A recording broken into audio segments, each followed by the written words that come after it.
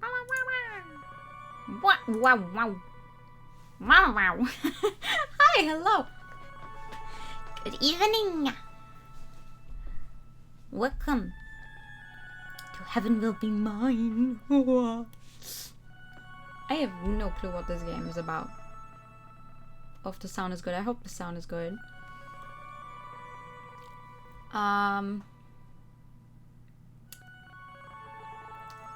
This is a game. I played the first... Well, I don't know if it's the first game of the creators, but another game of the creators, and it was really good. So I'm hoping this one will be good as well. But I only heard good things about it. Though I don't know a lot about what happens there. I just know that as soon as I tap out, the music stops playing, which is very unfortunate. Yeehaw. Select pilot. Saturn, Lunatera, or Pluto. Oh, that is fantastic. This is a game. Are you sure? I mean, I think it is. Hold on though. The SFX for the thingies are a little too loud. Stop it. Stop being loud. Please, I'm begging. There we go. Alrighty. I will be honest. I did not find a lot of talk about how you proceed in this game online, so I'm assuming you just click stuff. Anyway. Faction Celestial Mechanics Self-Ship String of Pearls. Celestial Mechanics Reserve Test Pilot. Celestial Mechanics wants to advance humanity to its next stage, and Saturn wants to flirt, but there's no reason we can't do both. Comet style butt mashing, bedroom style butt mashing. What? Hi, hello! Hello! I hope you're good. I'm good. Faction Memorial Foundation Self-Ship Mercrysium. Memorial Foundation Ace Pilot fighting for the pilots to join the rest of humanity back on Earth before it's too late. Good at sniping, espionage, double-crossing, ghosting, bad at loving herself, everything else. Aww. Pluto Faction Cradle's Grace, the Self-Ship Croon Macula. Cradle's Grace's ultimate weapon pilot. Even if Earth has given up on a new life for humanity in space, Cradle's Grace hasn't, and Pluto will make that dream come true. Likes succulents, good girls, crushing, both kinds, everyone. Dislikes is trying very hard not to have any. Butt mashing is just around clicking. Hell yeah. We're gonna get started with Saturn, apparently. Like... Ooh. Welcome, Provisional Test Pilot Saturn. Your clearance is level 1, testing and maintenance. Warning, potential damage to cockpit hardware detected. Warning, modifying or tampering with cockpit hardware and or firmware is strictly prohibited. Saturn, what are you doing? Notice, bypass override accepted. Notice, launch attempt blocked. No handshake with base. Oh hey, Mercury. Not much. Warning, launch attempt blocked. Base handshake spoof detected. Just hacking the OS root to this of the ship self. You? Base handshake. Base handshake accepted. Yeah, I also played We Know the Devil. I don't know about this game though. Trying to stop some brat from hijacking the prototype, apparently. Emergency launch override initiated. Prepare for launch in T-minus 120 seconds. Calm down, Mercury. I'm just borrowing it. I am not debating. I'm trying to save your life. The commander will be furious and he won't just accept you stealing the Cornerstone project from the designated pilot. It's not a big deal. I'll have it back before you know it. This is privileged information, but the designated pilot has to launch right this second to get that machine back to Earth before they get here. This is the worst possible time. It couldn't be worse if you planned it. Everyone in the system suddenly somehow knows this base's location and they're heading here now. User launch override blocked, denied by base. Oh, wow, weird. How did that happen? User launch override blocked, denied by base. User launch override blocked, denied by base. You planned it, didn't you? You forgot an apostrophe. I was trying to pronounce that like apostrophe, like in catastrophe. I don't know why. Base override. Remote shutdown in 30 seconds. No one can prove anything, especially not a designated pilot, unconscious in locker 27. Whoops! Looks like they're trying to kick me out, huh?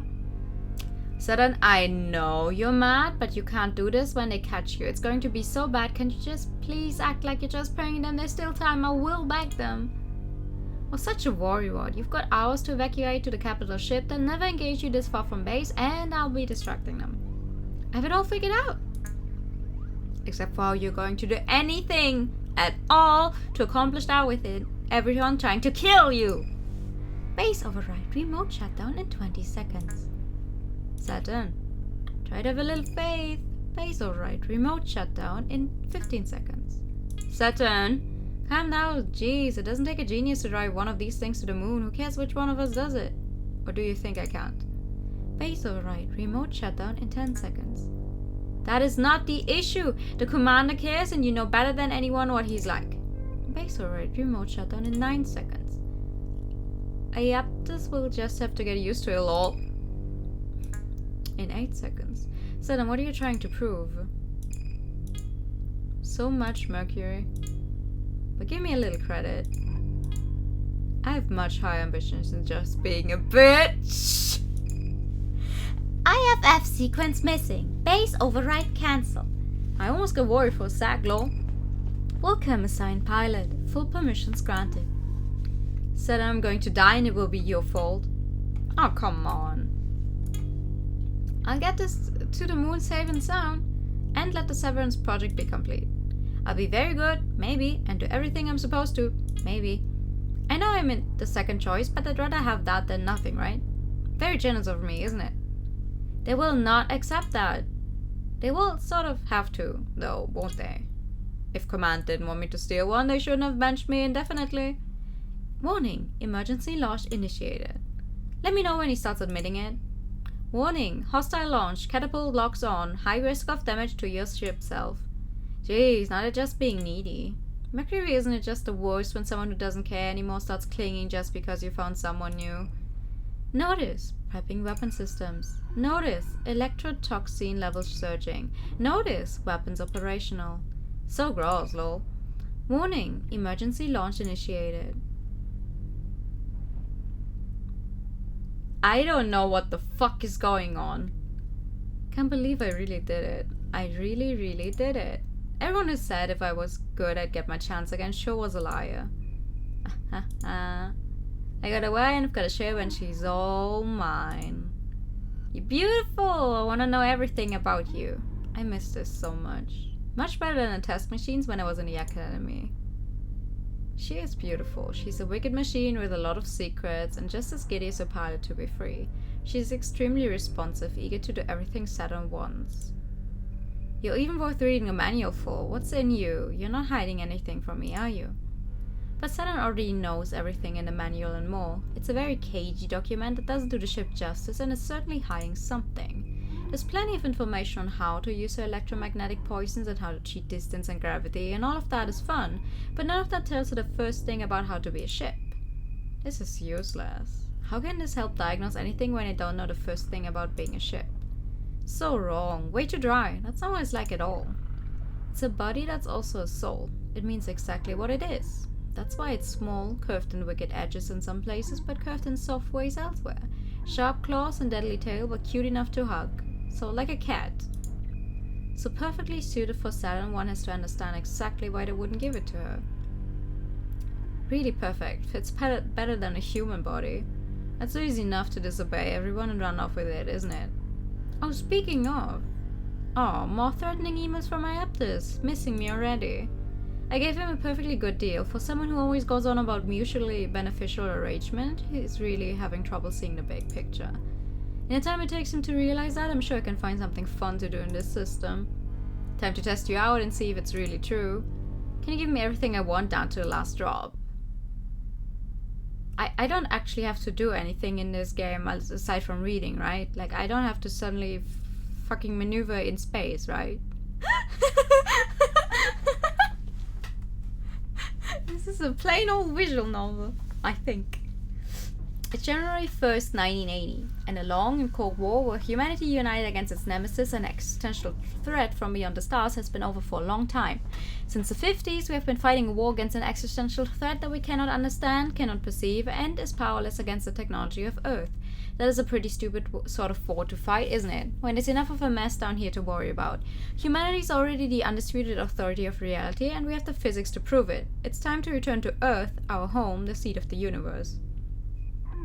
Before Earth takes us back in pieces, let's go home with grace. On the first anniversary of the decommissioning of the International Space Program, we, Memorial Foundation Native Sphere Existential Safety, in agreement with our home plan's unanimous decision, declare there's no future for humanity in space. Let's come home.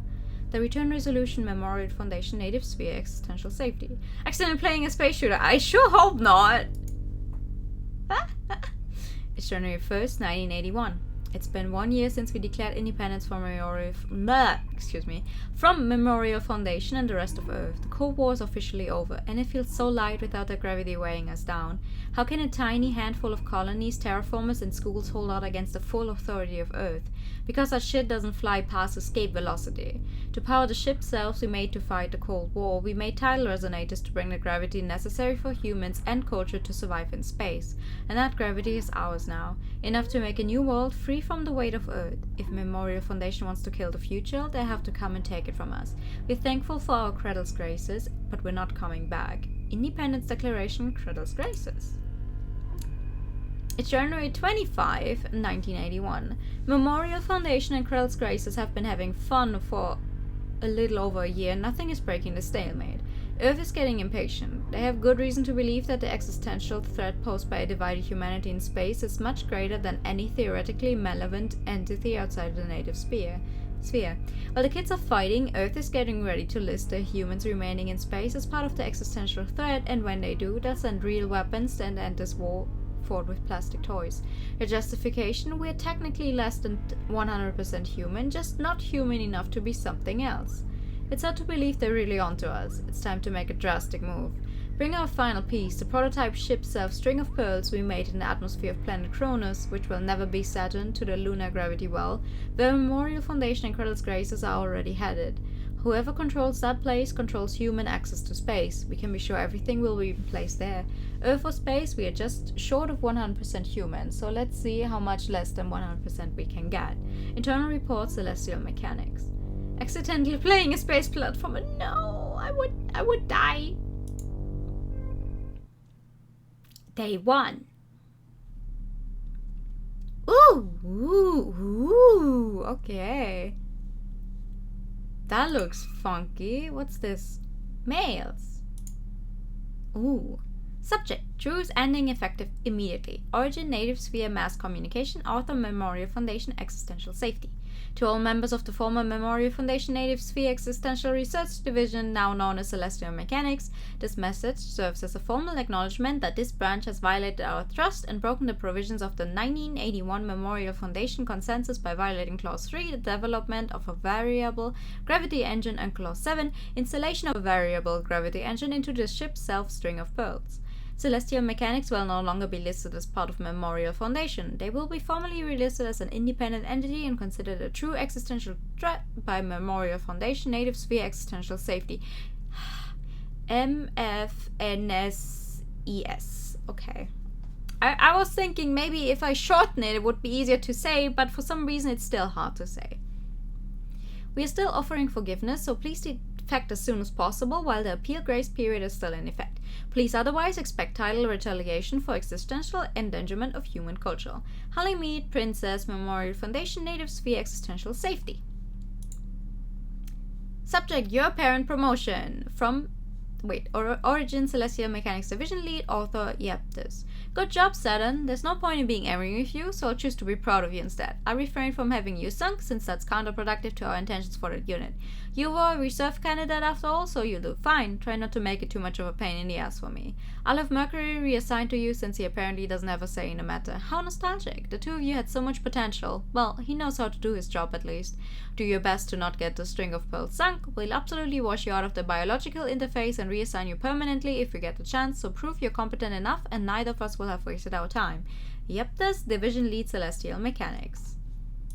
Gee, thanks, bro. I see. Oh, I have... I see. I guess depending on the mission, that's where I will go in the story. What's this one? Bridge. Mercury. A boy in space on purpose. Consummate bridge bunny. Not responsible for Saturn. Insufferable horror creature. Forward all complaints to Mercury. Don't talk to me. You literally messaged me first, you nerd on 1G. Harpy. Come on, baby. I'm sorry. What can I do to make it up to you? Give back the ship. Come on. I'm obviously not doing that. Please, I'm begging you, listen to reason. You have so much left to live for. Oh, Mercury, come on, we both know that's not true. What do you want from me? A list of girls who will shoot me out of orbit? God. Anyways, don't be a crybaby, I'm fine. Saturn, if you are extremely wrong if you think that there's a chance I'm at all worried about you. If you come back, all will be forgiven, but you need to bring it back. Mercury, it's fun playing, but I don't think you've been listening at all. Mercury, it's not that ship anymore, it's me.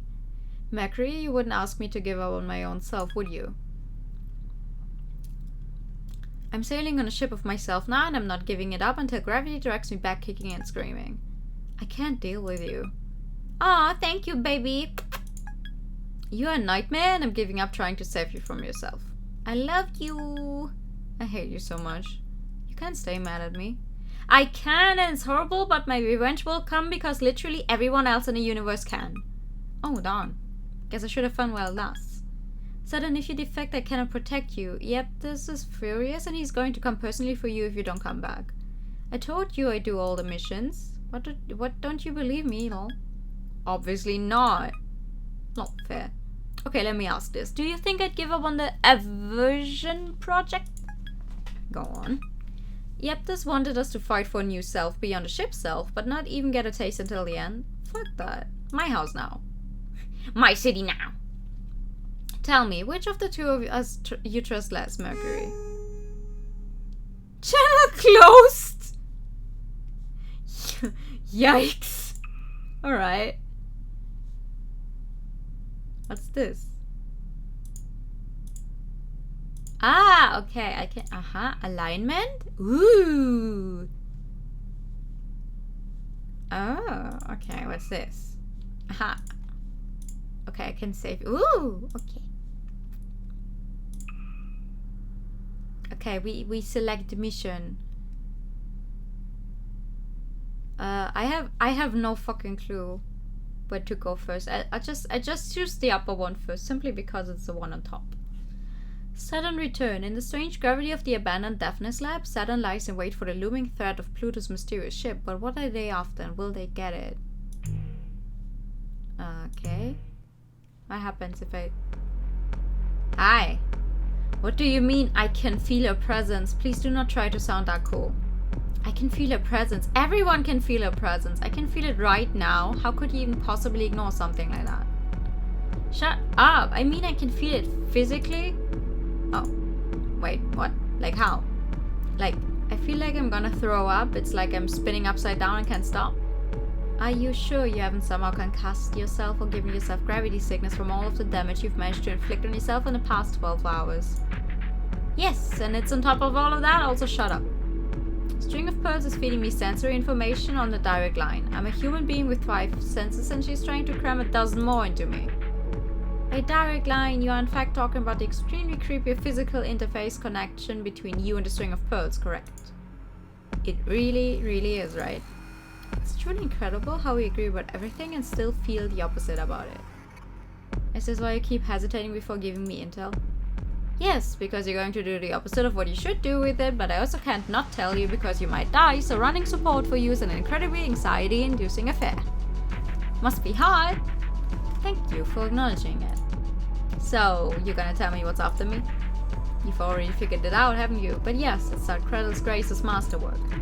Celestial mechanics traded that knowledge for how to finish String of Pearls in exchange for what they needed to finish the Kroon Makula? It would be pretty funny if they got us this way in the end.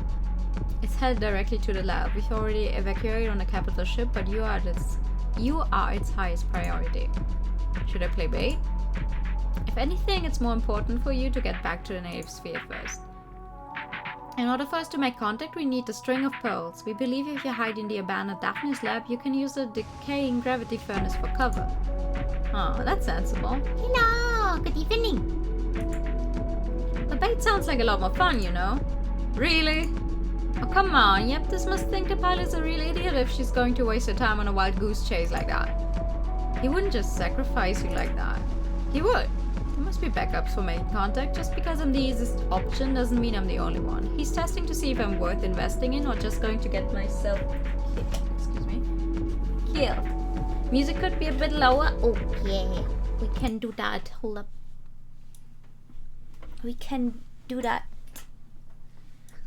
Yoop.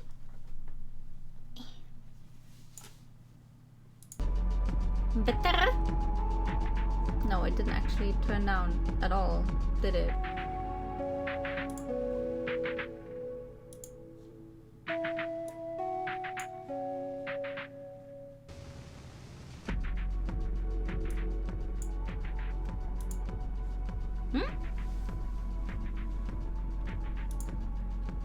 Why run? Why not have it out with her? I bet she's thinking the same thing too. Be careful, Saturn. If you can tell what they're thinking, they can tell what you're thinking. Sounds good now? Okay. That's good. That is good. I keep trying to press enter, but I don't know. Keyboard is not working. Please, if I really could do something like that, they wouldn't have kicked me out of the pilots. Then how do you know the pilot's a she? Because boys can't pilot. Okay. Daphne's a tiny shepherd moon, so small it barely earns the name, tumbles through the Kala Gap, ruffling the rings of the planet it orbits. It houses the last official laboratory of Earth's decommissioned space program, training ground of failures like Saturn and special girls like Pluto. Saturn remembers it's feeling cramped, anxious, and scary. No, wait, Pluto remembers it that way. Saturn remembers when it used to feel so special to be chosen, a candidate for the last generation of pilots. But didn't Pluto feel that way too? Sometimes two things are true. In this place, gravity is quietly degenerating and distances are becoming ambiguous between past and present, between me and you. The Daphne's lab seems smaller to Saturn now, though not as tiny as it feels to Pluto, and that's obvious. No longer people-sized, she tears through it like worms in an apple. But there's a much bigger worm here, and she doesn't know anymore if this was a good idea. Why what was a good idea? Saturn doesn't have any idea, she's just trying to hide, even though there's no place where you cannot be felt by me. Alert, tidal resonance. If confirms enemy warning, gravitational hazard danger, pressure exceeding safe range. I know, it's extremely exciting, stop making me so nervous. Supermassive, small enough to hide in this complex, but with a dual reactor denser than the entire moon compressed into the head of a pin. An hour ago, and Saturn felt the gravitational pull of something so big and so close and so powerful, the interior of her cockpit creaked with the pressure, and her head, heart, and eyes welled up with tears. Something that couldn't be anyone other than Pluto. Cool! She must be pretty big, huh? So why is she so hard to find? Saturn has no idea. Why do I have the feeling someone's laughing at me? No one is laughing at Saturn. The lab's been abandoned for years. But Pluto, wherever she is, giggles. Not in a mean way. She really does think it's cute. I haven't thought about Pluto in a long time. Oh man, it really would be funny if she wasn't a monster. Well, now someone is laughing at Saturn. Hey! Now I know someone's here. I can feel you listening, but I can hear you too. And I can catch you. You're not the only one who can fuck with the narrative. Ooh. Loyal, outcome favors celestial mechanics. Betray, outcome favors Kreddle's graces.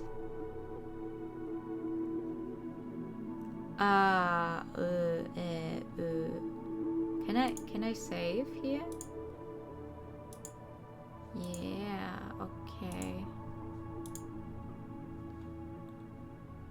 So how come when this game actually has choices, I have not found a single fucking guide for it? Just people going, wee wee. Yeah, play game. That's fine. I don't understand.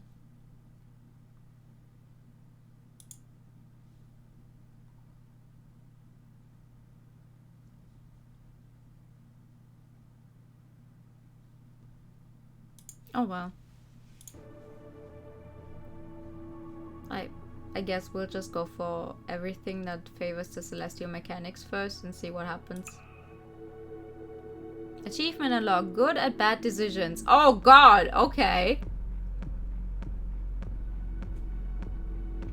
It's easiest to not get caught if you don't care about catching anything. It's just about knowing there isn't a difference. And focusing deeper. And focusing deeper. The real celestial mechanics, the interactions of bodies in space, via the forces of gravity. The weight of mass and culture, explained by the story behind them. That's just science. With your own gravity, reach out and pull. Good girl. You know just what to do. Do you like what you caught? The Croon Macula towers over Saturn. Pluto's ship is so big it barely fits in a lab complex, but it's only a speck compared to how big it feels. Massive enough to warp local spacetime, humming and vibrating with nebula dust, and absolutely effortlessly gentle. Without Pluto's most delicate touch, the Croon Macula would have destroyed Saturn and the whole complex without even trying. How much do you trust it? I knew you'd be right behind me or something. If you did, how come you're not facing this way? I'm an idiot, I guess? You've come a long way just to be an idiot. You must know exactly what the ship can do, right? Did you come to fight me on purpose? That's really brave. And really cute. If you can touch me, I can touch you. So I'm not getting close. You came all this way not even to fight. Aw, that's not cute at all. But it's smart. Hey, don't underestimate me. I'm scary. You think. Maybe I believe you. Cute things can also be scary. But I'm curious now. I was worried you were going to waste your chance smuggling your new machine, but you're pretty clever. You want to talk without fighting? If you're good, otherwise I'll bite. Okay, Moon. So, what did you want to talk about? As Krell's Grace's glittering psychic death machine, you definitely have more important things to do than go out of your way to bully me for no reason, right? Oh, that's right. The man and the fleet are escaping, aren't they? Hope you don't mind falling for this trap. Trap? You? Silly, I know you're more important than that. More than catching the rest of the Celestial Mechanics fleet? I knew this would be fun, and you knew it too. I am absolutely delighted about you doing that, just to be clear, so you don't have to read my mind to roast me about it. I can't read minds. You know that's not how it works. But I also don't need to know that. But I did want to know how the biggest overachiever of my juniors turned into such a bad girl. If you really remembered me, you'd remember I wasn't ever good. I do remember you. Even if you're not that good at being bad, do you know what you're doing? With a machine that's so dangerous we don't even want to find out what it does. I think you answered your own question about why I'm keeping it. Are you gonna stop me then? But you don't want to? Hey, stop, don't pry into me. If you're pitying me, I'll make you regret it. Not all of us come out perfect like you. Some of us get thrown out before they see any use at all. I won't pity you. I really would have torn this machine apart, but now that I'm here, gifted little mutant to gifted little mutant, I can bear to. Because some of us just haven't been thrown out yet. Lab-grown girls like us should stick together. I might still make you regret it. Winning isn't my most important task. It's not yours either. Are you sure about that? You're not who I'm worried about. It's only your boss I can't forgive. Oh, I love hearing that. Tell me more. I'm getting crushed already. Regretting it now? Don't worry. There's nothing you can make me regret. I don't understand what's going on. Aha. Okay, now we have 12% with the Celestial Mechanics. Interesting. I don't get it.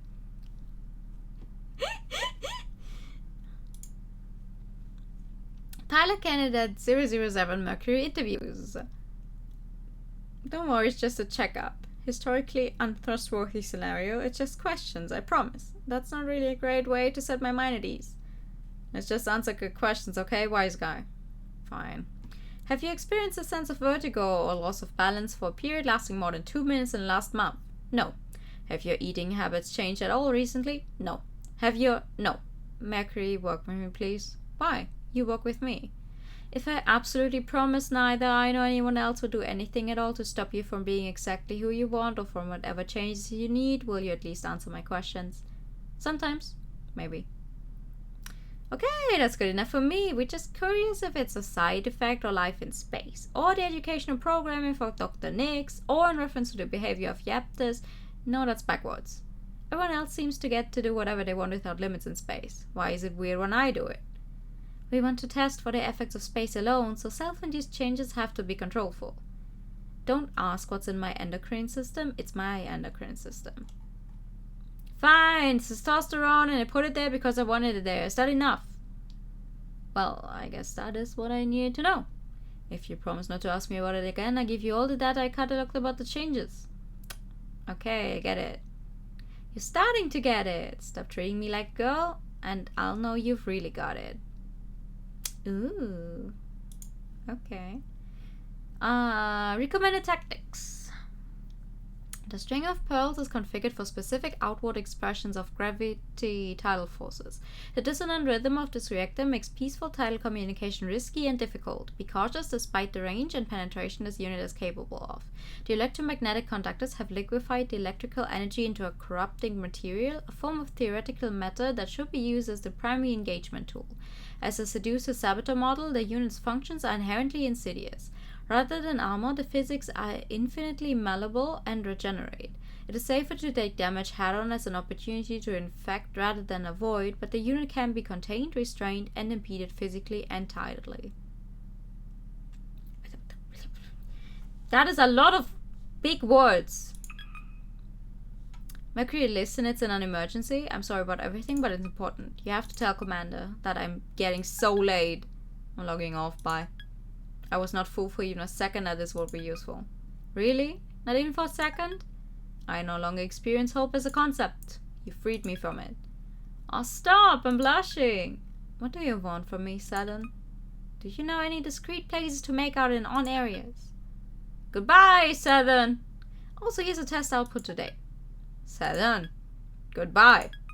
Aren't you gonna read me the data analysis? If it is indeed data you're sending this time and not just nudes. That's rude, I always ask before I send them to you. I don't mind acting as the official art director of Saturn's nudes since you need it so badly and is substantially less tedious than data analysis. But if you were as punctual about sending data as cockpit selfies, I would have a lot more data to report. Why are you so incredulous all the time? You stole the prototype, might I remind you. You can't just continue to field testing as if nothing happened. Why not? Because why would you do anything you didn't want to do? What are you planning? Ah, fine. They've been dying for it anyway. Cool, how did I do? This is not bad. It's pretty useful. He typed with tears. Don't rub it in. I can't believe your ship self's expanded so much already. What have you been doing with it? I think I've been hinting very clearly how. I instantly regret this question. You're supposed to test the prototype in combat? Same difference. I can't believe you invented a ship designed to get into trouble and didn't think, oh, Saturn is the obvious choice for this. We both know why. You were an even more obvious choice than me. Fuck Yaptors for throwing us both out like trash. Come on, aren't you a little happy to see a little havoc in this perfect garden? I'll be looking forward to you collecting new data. Ah, the boy. I am big confusion. I hope everyone else is as confused as I am.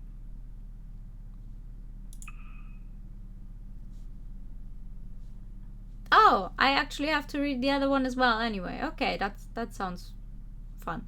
Joyride Killjoy. Weaving in and out of the 6 planets' rings, Memorial Foundation's ace, Lunar Terra plays cat and mouse with the renegade ship thief Saturn. Sure.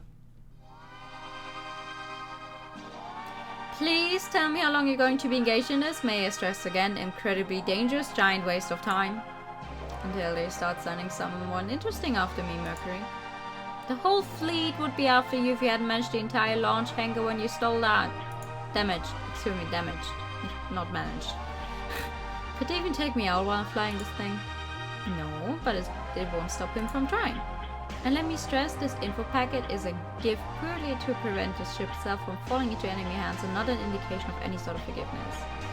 I still feel a bit thrown into the story. Yeah, same. Me too. Me too. Gay space pirates, hell yeah! I have no fucking clue what's happening. There's a lot happening all at once, but also,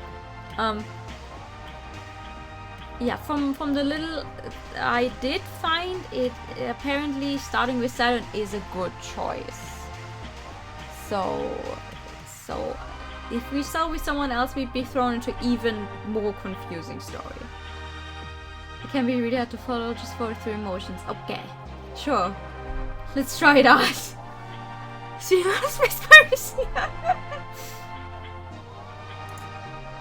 Let me worry about the Aptus Mercury. He's gonna be a lot less grumpy when I clear the way for us and celestial mechanics to return to the native sphere. I've got it all figured out. You absolutely don't, but okay. Did you read the info packet? Ace Memory Foundation pilot Lunaterran hot pursued with the escorts, planned an attack on the lab, arrived after you escaped, do not engage under any circumstances. Boring. But this part was good. I don't expect you to control your impulses, but even given that you're just like that, she's the last person you should be trying to fight on purpose. Sounds like I should definitely fight on purpose, right? I hate you. Oh, come on. The carrier's never going to make it out of the system if I don't. You don't know how to pilot a ship, and she's a veteran since the Cold War. You're going to get yourself captured and humiliated and the ship trashed. So you're saying there's no downside? Why are you doing this to me? And she's 6'1", huh? Your attention to detail is so useful sometimes. You're using me to cruise. Your taste is so awful. Oh, I hate you. Oops, looks like one of our escorts is in range. Sorry, gotta go. Surprise all of God, you know? What? That is lots of colors. I wish Europa would stop sending me boys who can't control themselves, having fun dismantling my escorts. With a string of Pearl's fingers, Saturn carefully peels the mechanical musculature out of the poor ship's arm she's holding, a souvenir of the last of Lunaterra's escorts that she sent crying too easily back to their base. It's still sparkling and oozing, and Saturn wishes her ship had a mouth so she could suck it out like crab meat. Maybe it does have a mouth. The machine has many mysteries the manual doesn't explain, and Saturn is still learning them. Though I suppose Europe has learned her lesson about sending me girls who can't control themselves. Oh, really? Hey, that's really interesting. Mind telling me more? Oh, she's a hacker too. How amusing. There's nothing too interesting on this comm frequency. Aw, you flatter me. But hey, what did that mean exactly? The part about the girls who can't control themselves? I really want to hear more. It means back up that talk first. Or can you land ahead of the comms? Lunaterra's gravitational field focuses to a single point. Lunaterra isn't budging. She's been going through much worse, and so has her ship, full always by a thin trail from a bleeding wound she never could completely repair. The mare Chrysium is over 2 decades old, but Saturn can't even land ahead. It's regal and stiff, dressed in cold metallics, weathered and refurbished. The archetypal prototype for all other ship selves, still going after all these years. Still fiercely untouchable. The string of pearls hasn't gone down no matter how much she's been rammed with that spear. But she hasn't even nicked Lunaterra's ship once. Not bad at all for a joyride, but you can't get one hit in. Good thing you don't win by looking cool. No mercy for newbies? No. Lunaterra puts a stake of solid light through the string of pearl's legs, pins it to its own gauze wrapper. It doesn't hurt at all. The ship's metals begin molding and reforming around the wound immediately. A ridiculous, unfair advantage. Saturn has no right to complain, but she still wants to. But she's trying to be cool. Everyone wants to when in the quiet gleam of the always bleeding ship. That's a pretty amazing ship. Think it will last? Either you're fighting just for fun because you're that reckless, or you're caught in your own containment wrapper and can't escape orbit yet. Why is this song louder than the others, by the way? And you beat me for sure if I play it around. I'm not done yet. That's not true. It's actually very difficult to move with a solid light bullet in your leg, but she's not going to let that stop her. Saturn is suddenly closer than she logically could be, claws bubbling, but Lunaterra effortlessly slips away and kicks Saturn's ship directly in the chest. Yeah, you're done. The containment wrap is still stuck to you, so your movement's off. Doesn't seem to have stopped you that much. Right? It was so rude of them to try to stop me. It seems cruel to take it away when you're having so much fun with it. Same as you, right? Do I know you? Everyone knows Memorial Foundation's perfect ace. But do I know you? So do I? I do, don't I? Let me out of this thing and I'll tell you. Why should I? Because you can't help yourself. Because don't you want a real fight? Can you promise it'll go different? I can promise it'll be more fun. You asking for me to totally abandon my duty to bring you back and do that instead? What, you won't? The legendary pilot who defected from Memorial Foundation and double-crossed the rebels she abandoned them for can't be opposed to a little fooling around with the enemy. I guess you do know me. Want to trust each other? Or is it more fun if we don't? It's more fun if they do and Saturn gets embarrassed? It's more fun if they don't and Lunatera gets owned. I said I wanted to go all Celestial Mechanic options, right? I'm gonna do all Celestial Mechanic options. I'm impressed. Most people would be nervous to have a knife that's near their throat. It's not like you can hurt it, so there's nothing to be nervous about, is there? That's true. But you're so new to this, I thought your brain would be overriding the information from the ship. Maybe I'm not new to this. Oh, you were a candidate, so I think that might be true. But you're also trembling, so I think it's not completely true. I'm still very dangerous, you know, Lunatera. I believe that for sure. You wouldn't be trembling if you were in my shoes. Less so. People tremble for a lot of reasons, though. I don't have anything to fear, so please don't project that on me. Oh, well, if you're fearless, what is it then? It could be anticipation, couldn't it? This is very foolish of me. It really is. I have you right where I want you, remember? That might mean that I have you too. Your claws are twitching. I thought we promised not to trust each other. I still don't. Then you must really like living dangerously if you're still helping me. I'm having fun. I can tell. If you wanna know so bad, that's why I didn't like you. Because you were a test pilot and never got to fly before the end of the Cold War, while idiots like me got to. Ah, I thought so. That's enough, hold still. Everyone let you have as much fun as you wanted. You were a real huge jerk. I was always jealous of that. Everyone let me get away with it regrets it now. There, done. Thanks. For your hard work, I should leave you something to remember me by. Oh, ready to fight for real? I sorta already did. And Saturn has left a claw, scratch of hot pink poison seeping on Marachrysum's tie. How's that? I finally did get a hit in on you. Ah, good job. The break array rocketing. Just a little love bite. Pay me back for it next time. Trust me, I will. What? What? Ever since the day Mars began, Mars has been doomed. No, there will never be a planet Mars. That's a name reserved for places where human life, gravity, and culture reign. Heyo! Hello, how are you? This is just bitter errors, but like the stringy, inedible weeds that grow and nothing else does, Kratos Graces is dug in and we can't get them out. The colonies are wrecked, the terraforming engines are broken, the gravity furnace is out of control. There's no resources left on this planet, no strategic value. This planet doesn't even exist. It is an inert rock. Welcome to Game Mecha Anime, I think. Yeah, I'm good. I'm confused, but like, it's a good confused maybe. There's no point in fighting. There's no need to fight. Ship selves can't keep you alive alone forever, and even if that was the case, we could leave tomorrow and claim victory. Most of the Memorial Foundation NSAS fleet already did. That's why there's barely any of us left, and why we can't get them out. Wait, why don't I go home too? And leave all those idiots to just fucking die on a rock? Who do you think we're doing this for? External communication sent on August 31, 1978 by Memorial Foundation troops.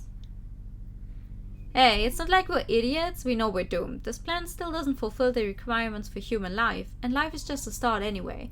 Don't you know that gravity is something more important? You do understand celestial mechanics, right? Matter's made of tiny particles, but enough of it exerts gravity that stitches the universe together. Culture is made of tiny humans, and enough of it together can decide what's real and what isn't. It is really quite fucked up that this is how decisions about humans get made. Enough humans can decide anything and then it'll be true, even about what's human and what not. And they don't even have to wait for the deadline. They've already decided that any human without their feet planted on the earth is in fact not a human. That's a pretty usual thing for humans to do. No difference of any kind need to exist. We'll just be aliens and then I'll send the real military after us and we'll die. But if you just hold the line here for a princess to get through and make it to the moon, she'll open up the gravity well and then we get to decide.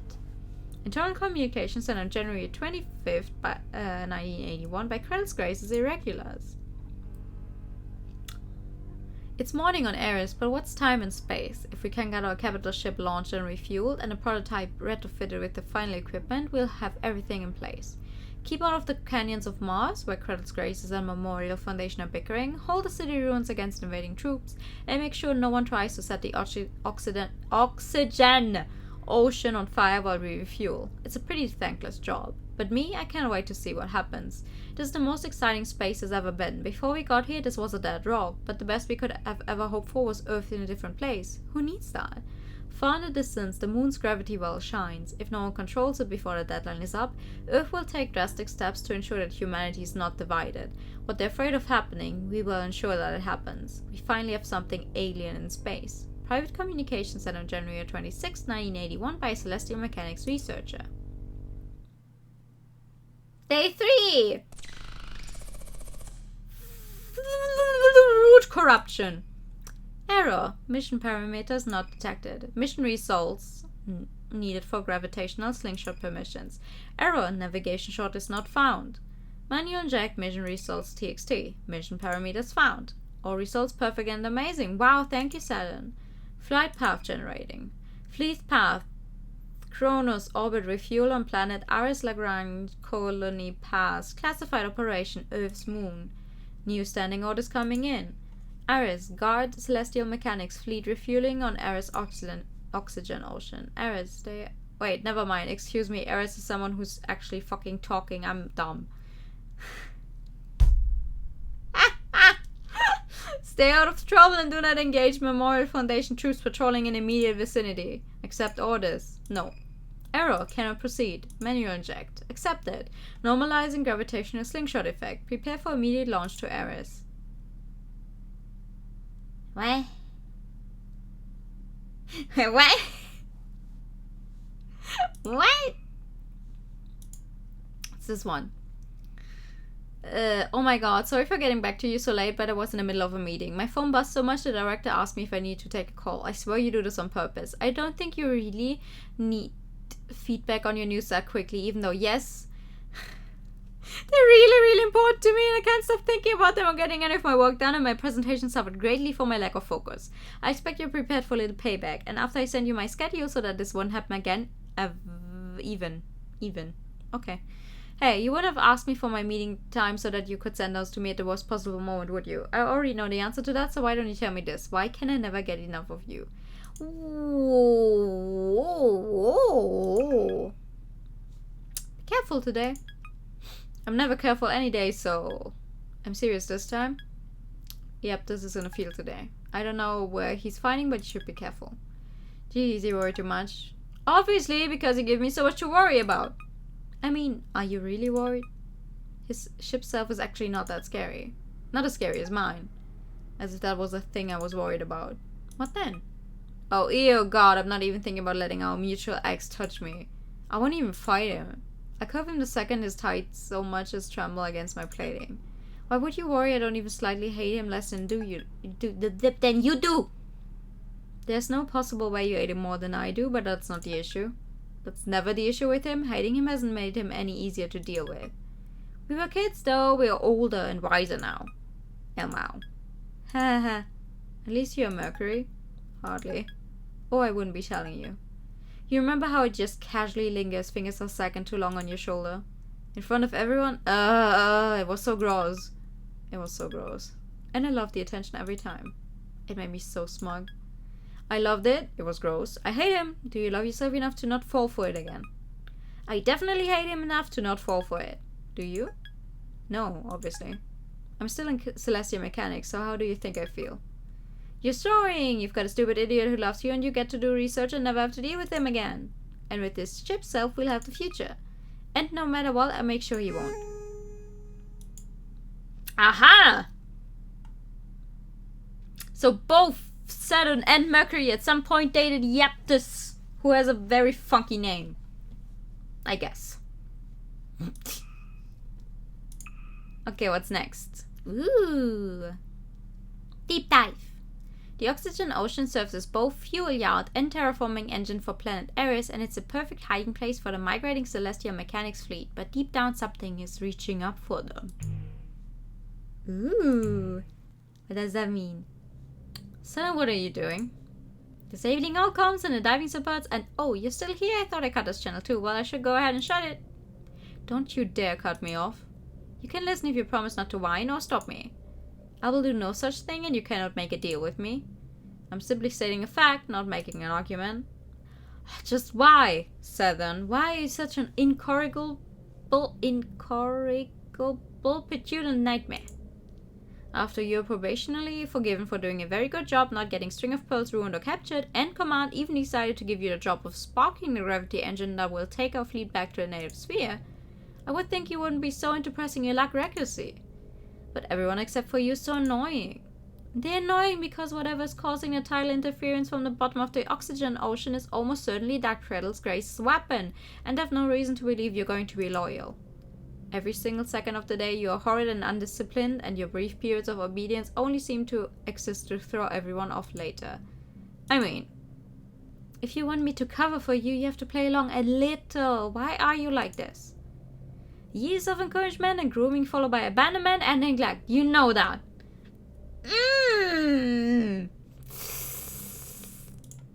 Ouch! Same as you.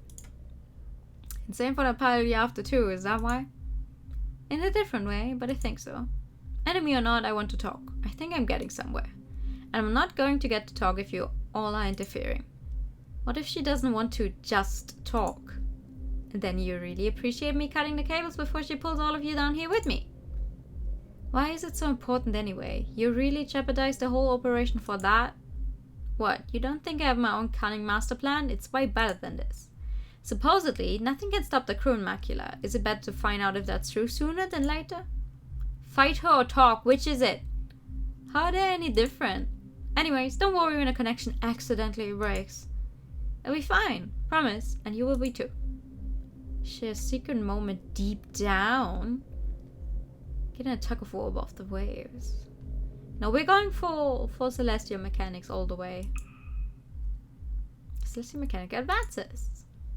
The balance shifts because Pluto tugs and Saturn yields. The oxygen ocean is a peaceful place because everything about it destroys everything else. You can enjoy complete privacy under the curtain of the oxygen steam, drink all the fuel and air you want, and no vessel can survive the temperature and pressure conditions below. You can float as long as you want, or until your hull turns brittle and breaks, or your organic components oxidize and explode. Sounds nice. Very comforting. Celestial Mechanics has covered the wayward pilot's machine in temporary armor layers to seal out the unknown interference of gravity and seeping oxygen. The additional temporary armor layers might not be necessary, but they also might be. The Celestial Mechanics fleet tenders lower the string of pearls and slowly, just to make absolutely sure. It feels wonderfully cold, like a spare blanket taken from the attic in winter. Pluto is there, deep, deep down, and when Saturn slips in, she feels the ripples, as if they were in opposite ends of the same perfectly still pool. The feeling is wonderful. Saturn's surprised that's true. How do you know that? Wait, who's you? How do I know what, Saturn? Who are you talking to? We're asking for confirmation to lower you. Yeah, I've been ready. Sorry, I got distracted. You must be if you're apologizing. There's someone down there. She's speaking to me. No, she's trying to eat me alive. Or maybe... It's really hard to tell the difference. Awesome. It's familiar. I'm so stoked. Take me down. The ocean boils whenever she touches it, even with the external equipment. There's no way to rely on sight, and the paramagnetic influence is too erratic for for sensors to process. She can only feel her way for both of them. The cable to your left is extremely important. It's the only way we have of communicating and monitoring your situation. So you need to be extremely careful with it. Are you listening? Yes, but not to you. Shh. There's definitely someone here. Lower me. It's reaching out. Sudden feels funny. Something's not quite right, like something's watching her. It's like someone's watching me, but it's also not like someone's watching me. It's like something's watching her, but something isn't watching her. It's touching me. Something is touching Southern. Its hands see her and they also speak. It's saying something. The ocean ripples with boredom. It's really boring down here. But what else is Pluto going to do? Some girls get stuck with the worst jobs. But I've gotta do it. With nothing to do but send insinuations through the narration. So you're coming or what? I've got her again. Tidal spike detected. Mass gravity alert. Lower me further. Saturn, we're pulling you out. Oh, not just yet. Hi, Saturn. Hi, Mercury. Sorry I'm boring her for a little bit. Saturn's cockpit floods with the alarm lights of an imminent high-intensity gravity event, but it's too late. String of pearls discharge its electromagnetic field and delicately breaks off the winch. Saturn, what are you... The string of pearls cleanly slices off the left communication wire and the pulley system. The silence of the oxygen ocean reminds of the sensory deprivation tank. What a good girl! Hey, don't praise me like that. I wanted to speak to you again. Oh, thank you for hydrate time and a posture check.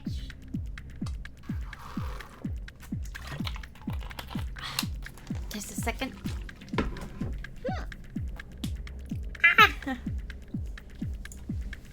Damn it, I cut both wires. Even ship-to-ship comms are down.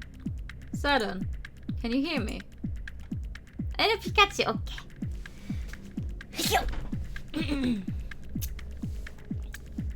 Pikachu. Pika, Pika. Pikachu. Would you hear me if I spoke with this ship? It's been such a long time since anyone could hear it. Pluto's tidal reactor pulses slowly. The strum feels like it's coming from everywhere. Oh, I get it. You want to talk with gravity. Well, I'm not some miracle child, even though they tried very hard to make me as good as you. Saturn's reactor, an anxious little ball, is getting just so fed up with this. It's frustrating to not be understood, but you know what that's like. You don't know how much I know, but I believe in you. If Saturn moves too much, she might forget what direction up is. The sensory deprivation of the ocean takes everything away, but she has to remember that's not true. I don't believe you, but I'm trying. Oh, she's trying. Of course I'm trying. Come on, where am I? I hate people playing hard to get. I believe in you, but you gotta work for it. I can't do it, sorry, but I'm cheating. The string of pearls electrotoxin shoots through the ocean. Like a bolt of lightning, it reaches out because it's attracted to you. It seeks the path of least resistance, looking for something that wants to respond. What it really does is run along the boundaries, theoretical and real. There's a place where the boundary between one thing and another is weakest, and it runs along the boundary until it finds it, and then it connects the two. Why is she doing that? Oh, it's what you're used to. Good at seeing weak spots. I've got a lot, can you find them? You can do it if you try. Maybe you need a little push. It's like there's nothing, not a single crack. Don't say you're not perfect. Don't make me do all the work. Yeah. The pressure is overwhelming, but it's overwhelming for Pluto too. The crude macula is like a little star, gushing matter and condensing it into an engine of light over and over. It was modeled after the theory of the Big Bang, after all, made in secret on the planet Hades on the boundary between what is human and what is not. It's a fragile boundary. You can touch it, but be careful. Haha, this takes me back. Which is not fucking fair. Are you doing that on purpose? Always taking me to unpleasant pasts? Is it taking you back? Sorry. But we can't help it. It's the first thing beneath our surfaces. It's hard for me too. It takes Saturn back to her first implant series, when he took the most special children they could find and tried to cheat them into being even more special. Bypass all the work and care that had gone into the third generation pilots and kicked them directly into humanity's next stage. Cheating, you should know, felt good. It felt wrong in a good way. It felt good in a way that felt obscene. It felt bad, like she was getting more than she deserved. They chose her, but she felt like she played a trick on them. like she lied and got candy for it. They knew there was nothing special about her, and then they gave her the most special thing. If they knew how special it was and how much she didn't earn it, they would have given it to someone else. But they didn't. Even when they threw it away, she never forgot how that felt. Why is it always like this? Oh, baby. It takes Pluto back to when she was learning how to be a person. In space, they decided they would start over, without assumptions. Humanity would be protected by the most human children they could make. No matter how badly she did, no matter how much she wasn't up to how perfect they wanted, they never gave up on her. That was the worst part. She wished so much they would give up. It was so hard. She just wanted to be the mess she really was, and they wouldn't let her. She knew with her whole heart that she was supposed to be. She had it memorized, and she could never make it leave her body, become the things she did, and the person she was. They let her be whatever she wanted, and she wasn't strong and smart and pretty enough to be it. Both of them remember. Reaching through the wall to the one on the other side, wishing so hard to hold hands, it feels like you really are. You're two pebbles dropped in a pond, but your ripples touching are enough. No one knows, and even the two of you almost don't. Never say it out loud, never think it too loud. It sounds so sad when you put it like that. Wait, don't show me things that stop making me jealous. Oh, you got me, you're touching me. I can hear you through the contact lens. You got me that good and that's what you have to say? You're the one who got me, you did it, you found me, you're clever, it's amazing. You don't need to flatter me, I won't feel better. I'm not. You better. I promise. Why am I so scared and you're so not? That's just me. Sorry I'm like this. Well, you can flatter me a little. You're a little needy, huh? Didn't you say I just had you? You do. You can do whatever you want now. Why did you do this? You came after me, so it's only fair I came after you. Don't say it's only fair. Say I'm amazing and important and you came after me specifically. You're totally not needy, huh? Give me a better answer. I want to know why it's me. I don't have one. There's so few of us left, I've got to cling to everyone. But I love that you're scared and you believe anyway. I think you're one of the only people who can make something change. And there's no time left. Is it a proposal to join your side? Yeah. What if I refuse? Then give a good reason for me to join you. Aha, you're even more impulsive than me. You can start to see why I fight, can't you? The way I'm starting to see why you do. Show me something important and I'll be yours too. But you're definitely not going to go quietly, are you? Nope. If I let you go, will you promise to not crush yourself on me and literally everything? This time, you mean? Yeah. I think I can do that. Oh, excuse me. Say hi to Mercury for me. I'll see you again soon, baby. Baby. I don't... what?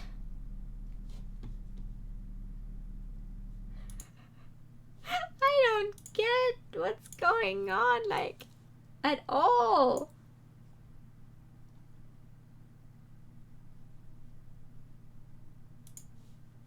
Not at all. Man. Annual Academy student rating. I won't rate them, they're still learning. Given this, Halimede is underperforming based on the expectations that you set out for her. I told you the projections were completely divorced from reality repeatedly for this very reason. The authority she may have wielded on Earth means nothing up here. I should add, because I know you will forget it as early as is convenient, that she's performing very highly compared to her peer group in the specific areas that you seem to consider so highly. Yes, even compared to your Generation 1 aces. She has the potential to surpass them, so stop asking if she has surpassed the top one yet. I'd prefer to keep those two as separate as possible for interpersonal reasons. Halimede is too competitive and easily impressed to not make me worry about placing her in close contact with the number 1 ace. Your attempts to put those two in the same room has not gone unnoticed by me. Do you just love drama, Ieptus, or is there something else you believe is more important than the health of our pilots? Nick's final resignation. In these moments, nothing is more painful than being patronized, but you couldn't even spare me that. I can't understand why you thought me to be that naive, though. I really did know. They thought a world where the children were together and free and could write their own future sounded wonderful. We didn't even get close for them to understand that's not what they wanted. I knew it from the start. I regret only that I didn't get further before they noticed. You're asking for my resignation, but there's nowhere else for me to go. And there's nowhere else for those children to go either. I won't let you have them, and I won't let you crush them back to their earthly shapes. What you're What you are asking instead is for me to declare war, so I will do so, and we will see if Earth tides are truly powerful enough to crush the new humanity you rejected. I don't know. There's so many names. Excuse me. There's so many names and people. I have no fucking clue who is who. Bless you. Thank you. Thank you. The captain told me to thank you for the data stream. Please, you. Thank you. You're welcome. Do you have new results for me? Yes, I'll encrypt them. Thank you in the bust. I guess there's no point in asking what you want them for. How afraid should I be? I'm just trying to fulfill our mission, Mercury. You know that. I'm going to tell him you're as inscrutable and petulant as ever. Ah, please, I don't want your hubby to hate me. Why do you always call Ganymede the captain anyway? Because some of us have a sense of discretion. Ah, Captain's pet is so well behaved. You want to talk, Saturn. You're going to end up at the pound one of these days if you go through any more superior officers.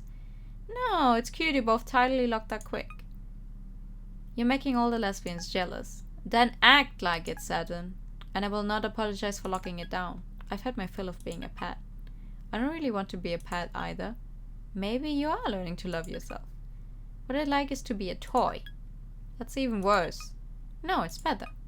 Plastic and metal can be molded into any kind of shape. You can smooth over and change whatever you want. You only have to accept the interference you're designed for. A toy never gets to do anything. It just sits there looking pretty. Mercury, what do you think I want? Don't you love how our ship self-evokes so much just by being plastic in the silhouette of a human? These beam weapons are my fingertips. This chassis is my tits. Oh, okay. But they're also beam weapons and impenetrable chassis. They can shred the plastic all they want, but they can't touch me. Plastic can't get hurt. But you still can be, don't forget. People fawn over objects, they worship them. I want to be the product they obsess over. I thought you were tired of getting thrown away. I'm not for individual retail sale. Look, don't touch. One of a kind, not sold in stores. Look, don't touch is what one of our cats always does. He's like, he comes really close to you. Like, extremely close. And then you like, reach out your hand, like almost barely touching him, and then he goes, I'm gone. Do not touch me, filthy human.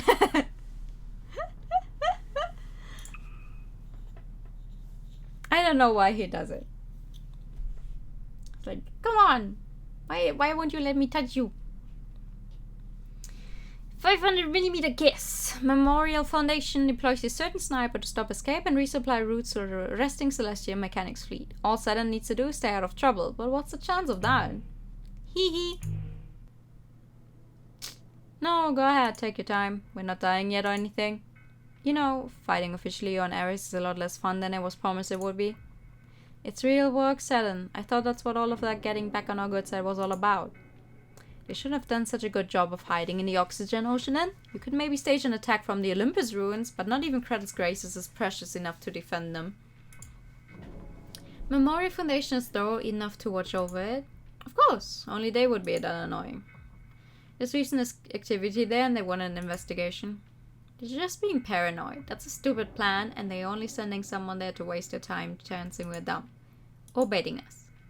Would they really send their ace if that was the case? Wait, that old Memorial Foundation warhorse you mean?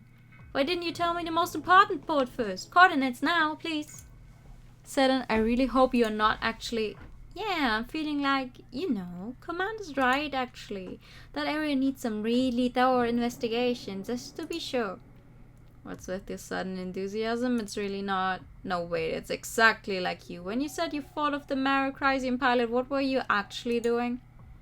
I don't know what you're talking about, Mercury. I was so dutiful and brought this back in one piece, so that means I won, so don't worry about it.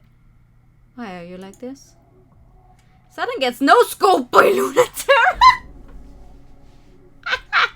Lunatera gets a point-blank encounter. Well, we're still going for Celestial Mechanics, I guess. Though, like, I have no fucking clue which of these thingies is Celestial Mechanics, actually. Like, who are we a part of? I don't know. The balance shifts because Saturn moved and Lunaterra couldn't. Got you. She does. Saturn is as good as already down. But so is Lunaterra. Got you too.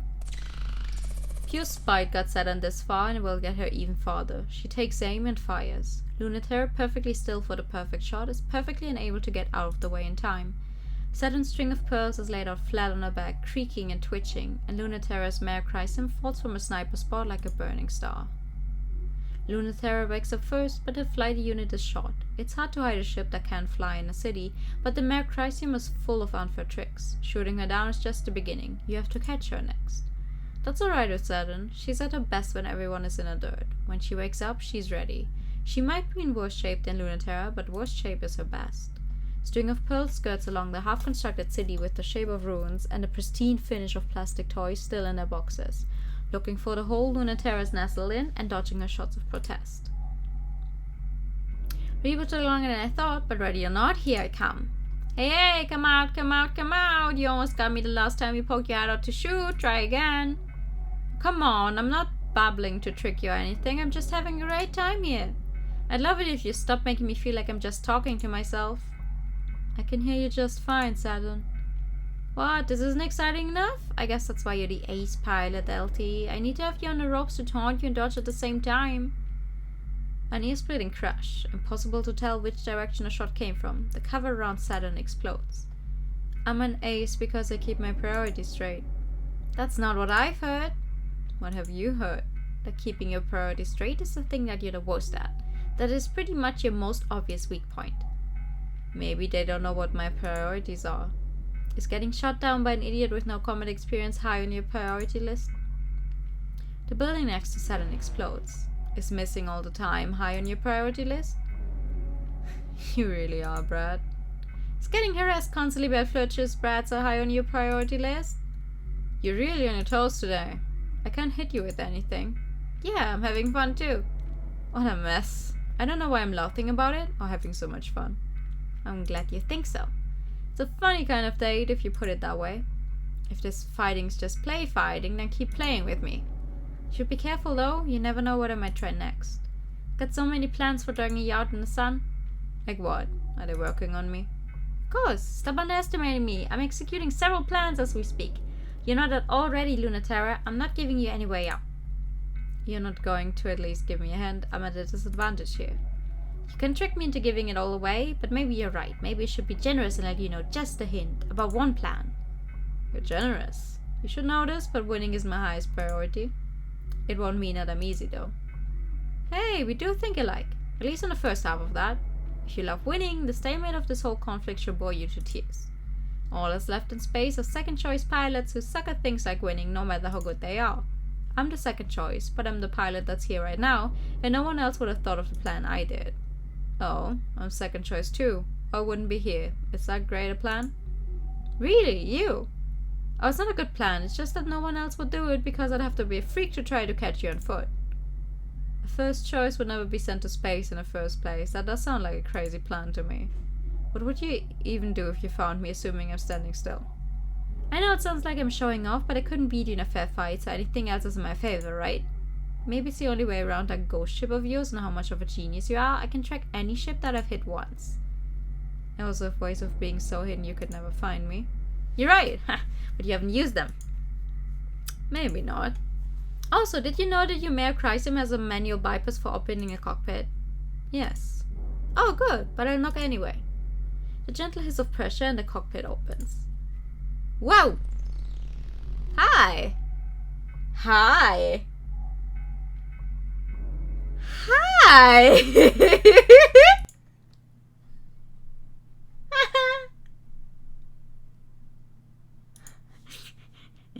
Hi!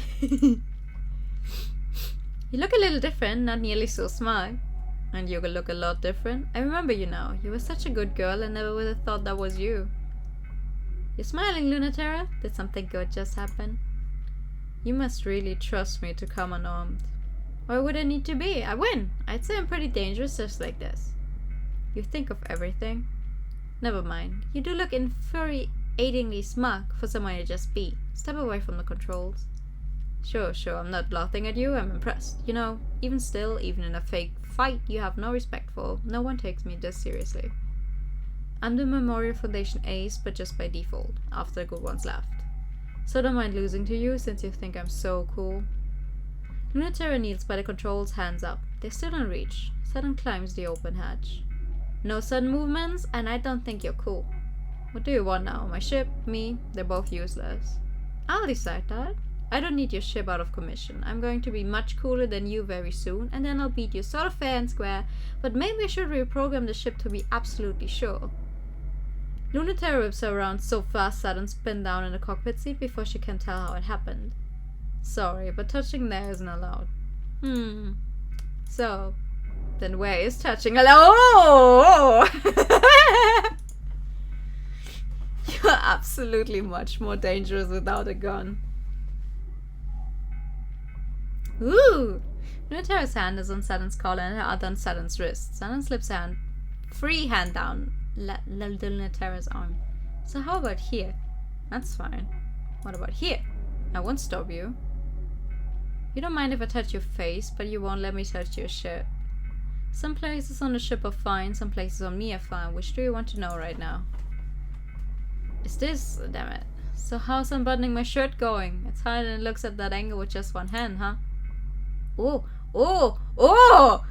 Just make out with me, you ass bitch!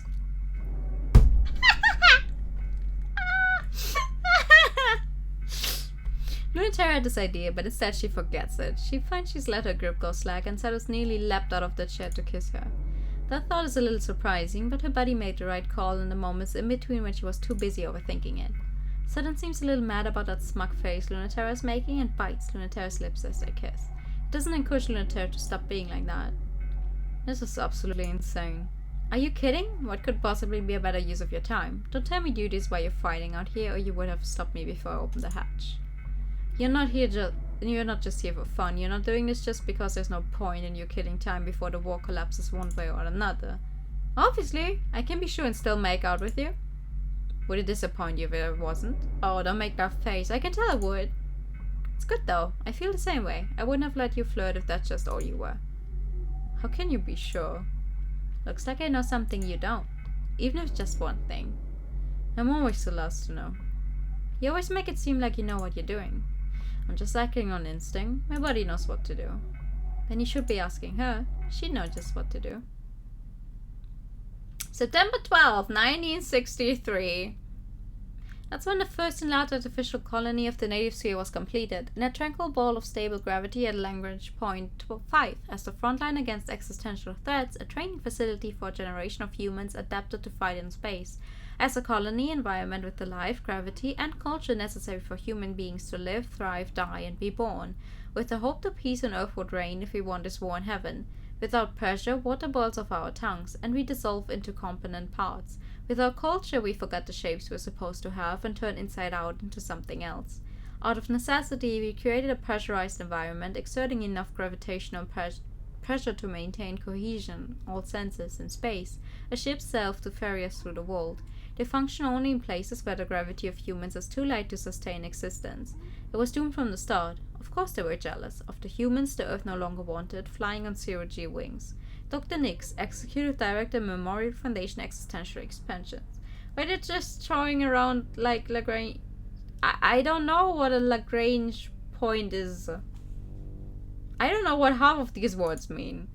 I don't know much about space. July 29, 1958. That's when the Memorial Foundation International Executive Committee was granted international authority in the spirit of unified human peace and the verified presence of an existential threat outside of the solar system to establish a cultural, military, and scientific response to existential threat. Point between objects in space where you can just be without spending much of any fuel. Oh. Gravity cancels out in layman's terms. Ooh. Okay. No longer confined to Earth, a growing native sphere where our gravity reigns forever. Safety, research, and expansion, the three pillars of Memorial Foundation Space Branch, will protect Earth from without as it is from within. Free from the old world's gravity, it would be possible to advance science, art, and culture without constraint and join hands. all of Earth finally unified. For Memorial Foundation, protecting humans from other humans through peace on Earth and protecting humans from everything else through war in heaven would fulfill both of our agendas simultaneously. We really foolishly decided we could do better. There are two errors to this approach. The first is that to do better in heaven is meaningless if it cannot be exported to Earth. The space program was never rejected by the surface. It simply did not have enough relevance to sustain interest. The second error is the intrinsic error of Memorial Foundation. The existential threat is intrinsic to humanity. You can fight it, but you cannot cut it out. The designation of alien is required by humans. We cannot trick an existential threat into a convenient manifestation. As it has always been, only humans can fulfill the criteria to be alien. Europa, Chief Officer, Memorial Foundation, Existential Safety. The what? January 2nd, 1980. That's when they blew up the Lagrange colony. It was a real shame. It was a green, wet, and very peaceful place. And now it's a very cold, green, wet, and very unsettling place. It's where we did a lot of legitimately incredible things, like create a sustainable tidal reactors, new culture, experiment with human bodies and human development, manufacture self-sufficient alter egos for space exploration, and did everything other than successfully combat the unknowable existential threat. Earth and the Memorial Foundation Service considers that a failure, but in truth, they're just not trying hard enough. Hello, thank you so much for the follow. Welcome. Through gravity, humans decide what is real and what is not. Humans cannot make whatever they imagine come true. Through imagining, humans charter what is true. They invent with human effort what exists. If an existential threat doesn't exist, we just have to make one. But of course it doesn't work like that. Nothing could be more difficult than creating something alien. Our only reference points are humans, so the idea of something alien is unimaginable, because we cannot imagine outside of those terms. There's a certain degree of misunderstanding needed for humans to successfully classify something as alien. But before they blew it up, we got very close. Yeptes, Executive Director, Memorial Foundation Existential Research. Wait. We're fighting a space war. And some part of humanity is trying to make some other part of humanity the aliens. Because someone does not want to get back to Earth. Because space good, space cool. Is that what is happening here? Reformatting 67% complete. Awaiting flight path input. Manual inject extract CM flight path. Forcibly extracting coordinates. Coordinates received. Flight path passes through former pilot training school Lagrange colony. Receiving new mission assignments. Error blocked from ship self side. Manual inject scan virus. Manual inject extract. 3 viruses detected and deleted. You have new mission assignments. Reclaim tidal reactor from colony core before Memorial Foundation. Prevent theft of entire colony by Kreddle's graces. Accept orders. Elmao. Accepted! Normalizing gravitational slick shot effect. Prepare for immediate launch to Lagrange colony. Yee fucking ha! Humanity being dumped again, as always. As always. Hello, good evening. Nick's resignation too. Nix, you fundamentally misunderstood the purpose of pursuing the dream of space. I never sought to correct you. After all of the great things you have accomplished are the result of that misunderstanding. You believed that your dream, so universally loved, was loved because you wanted it to come true. This was not the case, of course, even though I think the Memorial Foundation truly believed that they wanted the same as you. But as the tides of Earth turn, they realized in their own hearts that they are not the forefront of humanity's change, but slaves to its whims. To protect human culture means to always be at its beck and call no matter what it becomes. And their dream is one of overwhelming power that will unlock the last mysteries and cement our authority forever. What your children achieve with freedom from gravity, we will have the power to determine on our own. I hope you can understand the depths of my gratitude to you for exploring these ideas, that they might one day belong to us. Yeptes. Okay. Academy Student Research Records Mercury. Out of all the Generation 3 pilots, Mercury is far and away the one best suited to actually be a pilot, to the degree it might be terrified of giving that position to any other one of Yeptes' nightmare brats. So there's absolutely no chance that he'll be assigned, of course. He really is trying to maximize. What I want to impress, however, is that Mercury is still someone Yeptes chose personally for the pirate role when he served himself during the Cold War. alongside the current second-tier candidate, Saturn. Mercury used to be a lot different, which is obvious. A lot of our pilots used to be a lot different, for reasons only space can explain. I think reducing it to Mercury's personal stake is as incomplete a reading as it would be for any of the other pilots in celestial mechanics. Some of them even know exactly what they're doing. Mercury most of all. I don't think he has petulant grudges against humanity, he's just very critical. Okay. Don't make it sound like I hate Fallen Command any less than you. Don't worry, I would never doubt that. Hey Mercury, why are you still with Celestial Mechanics? Why are you, if you still are, that is? You're the one who can choose. Mercury. Oh, don't. If you hadn't hijacked String of Pearls, you'd be here like me, waiting. To see if it's true that we can be what comes after being human. I don't want that for you. I certainly don't trust or believe in Celestial Mechanics or Yaptis, but was not the worst part. Even after he decided we weren't good enough to be the chosen pilots, neither of us left. He knew we wouldn't leave because we already wanted it too much. Do you still want that more than anything else? I don't know. I know what I don't want, and it's to have nothing to show for it. Nothing to show for what? Coming to space, going to the academy, never having a chance to fight in Cold War, not having a say either way, falling stupidly for the worst man alive. I'm counting on you, Saturn, to give me something better than just the same Earth we left. You never have to worry about that. I have only the highest ambitions for us. Those girls you're flirting with better have a decent future for us, is all that I'm saying. Sure, fine, okay. Only if it's a really good one. If nothing else, I'll make sure that he doesn't get the future he wanted. Huh, any future but the future he wants is good. Give me and Ganymede a good place there, wherever and whenever it is. Okay, well, okay, I at least know one thing now, and that is that we have been doing all the choices that make us loyal to the thingy we are supposedly part of. The Celestial Mechanics. So that can't be that bad of an idea. Becoming stars. The Lagrange colony is an uninhabitable husk, but Kretl's Graces still clings to it quite literally. Pluto's dream might collapse on its own weight, or crush Saturn and it. Okay, let's fucking go. The whole colony? It's so refreshing to see you surprised for once, Saturn. I'm soaking it in. Ha ha ha, Mercury, but seriously. He wants me to stop Kretl's Graces from taking the entire colony out of the Lagrange point. Why? Why would they do that? Why would we care enough to stop them from trying? The colony should just rot. It's over. There's nothing left there. Kretl's Graces wants those Ooh. Excuse me? Hello? May I please have my... Hold up.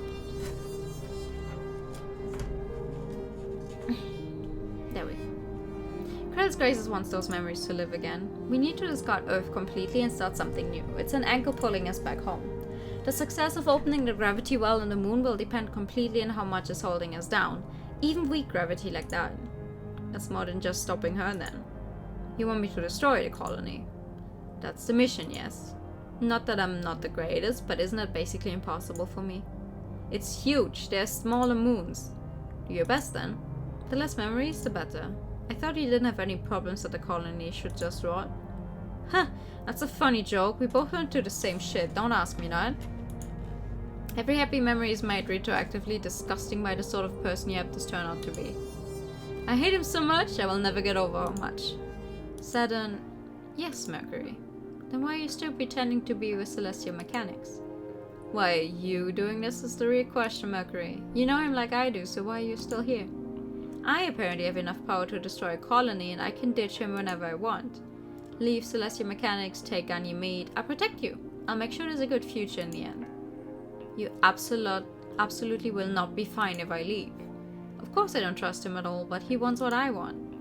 It's what you want too. I can trust him on anything else, but I can trust him on that. Even if he's just doing this for his own gain, with some other agenda in mind, he's truly going to give us this. Ah, disgusting. That's what I fell for, so stop reminding me. That's why I trust you too, of course, even though I shouldn't. I know you won't accept anything less than what you want. If you can get even half of that, it'll be more than enough for me. Battle in physical space for the future. Battle in narrative space for each other. Ooh. Okay. Pluto hesitates because she's not ready for this kind of fight, and Saturn is. The colony shines like a star until you ride on it. Then it looms impossibly large, a translucent sphere, a drop of water suspended in space. Glistening beneath the drop of water, past the clouds that form its crumbling artificial atmosphere, to the strange haze that seeps from beneath the crumbling streets, it's possible to make out the fading light of the colony's collapsing systems. A massive jewel like a clean slice taken out of the earth and floated in space until its gravity formed it into the tiniest planet. Even a tiny world is still a world. Who can touch this? Move it even by an inch. Much less move the earth by an inch. Pluto drifts slowly in orbit around the colony, waiting. Even you don't know what to do sometimes, huh? I'm kind of stumped too, if I'm being honest, but sorry, destroying it sounds way easier than whatever they're trying to make you do. The string of pearl skates along the outer edges of the colony's ice and atmosphere. She's having fun. She's playing. For just a moment, Pluto wonders what she's doing here. Oh no, Saturn. I'm happy to see you, but I was hoping that I might be able to convince you to help me to take it away. Oh yeah? What made you think that? For the same reason you thought you could convince me. Because you like me. Or because you don't care for your side that much either. I care about all of us left here in space. It's amazing that you actually honestly do, but that's not what I asked, huh? There's a lot of ways to care about everyone up in space. Dragging a colony out of the Lagrange point yourself is one way to do it. There's another way to care about everyone up in space. You can show it by destroying this place too. You're saying that would free us from the past? But I won't make those memories go away. We're making something out of them so that time and pain won't be wasted. This is important to me and I'll fight for real over it. Don't look at me like that. You make me sad. You really don't need to be the one to tell me because I already know I'm doing something super dumb. I wonder, what do you want and why do you think you can get it from me? Just going to be a fight, is that what you're after? The string of pearls presses its heel into the ice of the colony's atmosphere. Yes, even more so now. Didn't they teach you about sunk cost fallacies in academy? Memories should just be memories. That's why you kinda make me mad sometimes. I've been having this feeling you're going to do something way dumber and scarier than just fight me. Am I right? Because after I already said that there wasn't anything you could do, after you were shaking and afraid from just being close enough to see me, it looks like I can trust you to come right back no matter how much I try to warn you. And trust you to come back twice as much. You waste on protecting this pointless ball of scrap. Whoever's ordering you around has no idea what they're doing. You're so right. But I'm still not going to let you through. You're wasted on Kratos' graces in general, and the rest of humanity too. Don't try to push my buttons like that, I won't think it's cute. It's a lot of work to be a human. I'm not trying to be cute, I mean it. It's more for some human than for others. You're not mad at the humans who got to be human for free? It's a privilege to be human. Have you forgotten why we're here? Because humans who wanted to be more human took the least human of us up here to see how much more human they could be. And now they want to throw you away after they learned everything they could from you. Don't you resent humanity? I do. What do you do when someone says you can't have something? Do you think you should work twice as hard until you earn it? I don't. I want to smash it until no one can have it. You know, you're just like Lunatera. Please don't say that, you're merciless. It's in a good way. Not even then. Don't get me wrong, it just surprises me to see you wasted on all them. You should be having fun. You know, I wish I could come here just for that. Just to have fun. Good, have fun with me. I know you want to show me mercy, labret to labret, mutant bitch to mutant bitch. That's not what we need though, is it? I want to see the you that's having nothing but fun. I'm still getting used to this body, but I think I can still surprise you with it. And you like that, right? Cutting loose with no gravity to tie you down?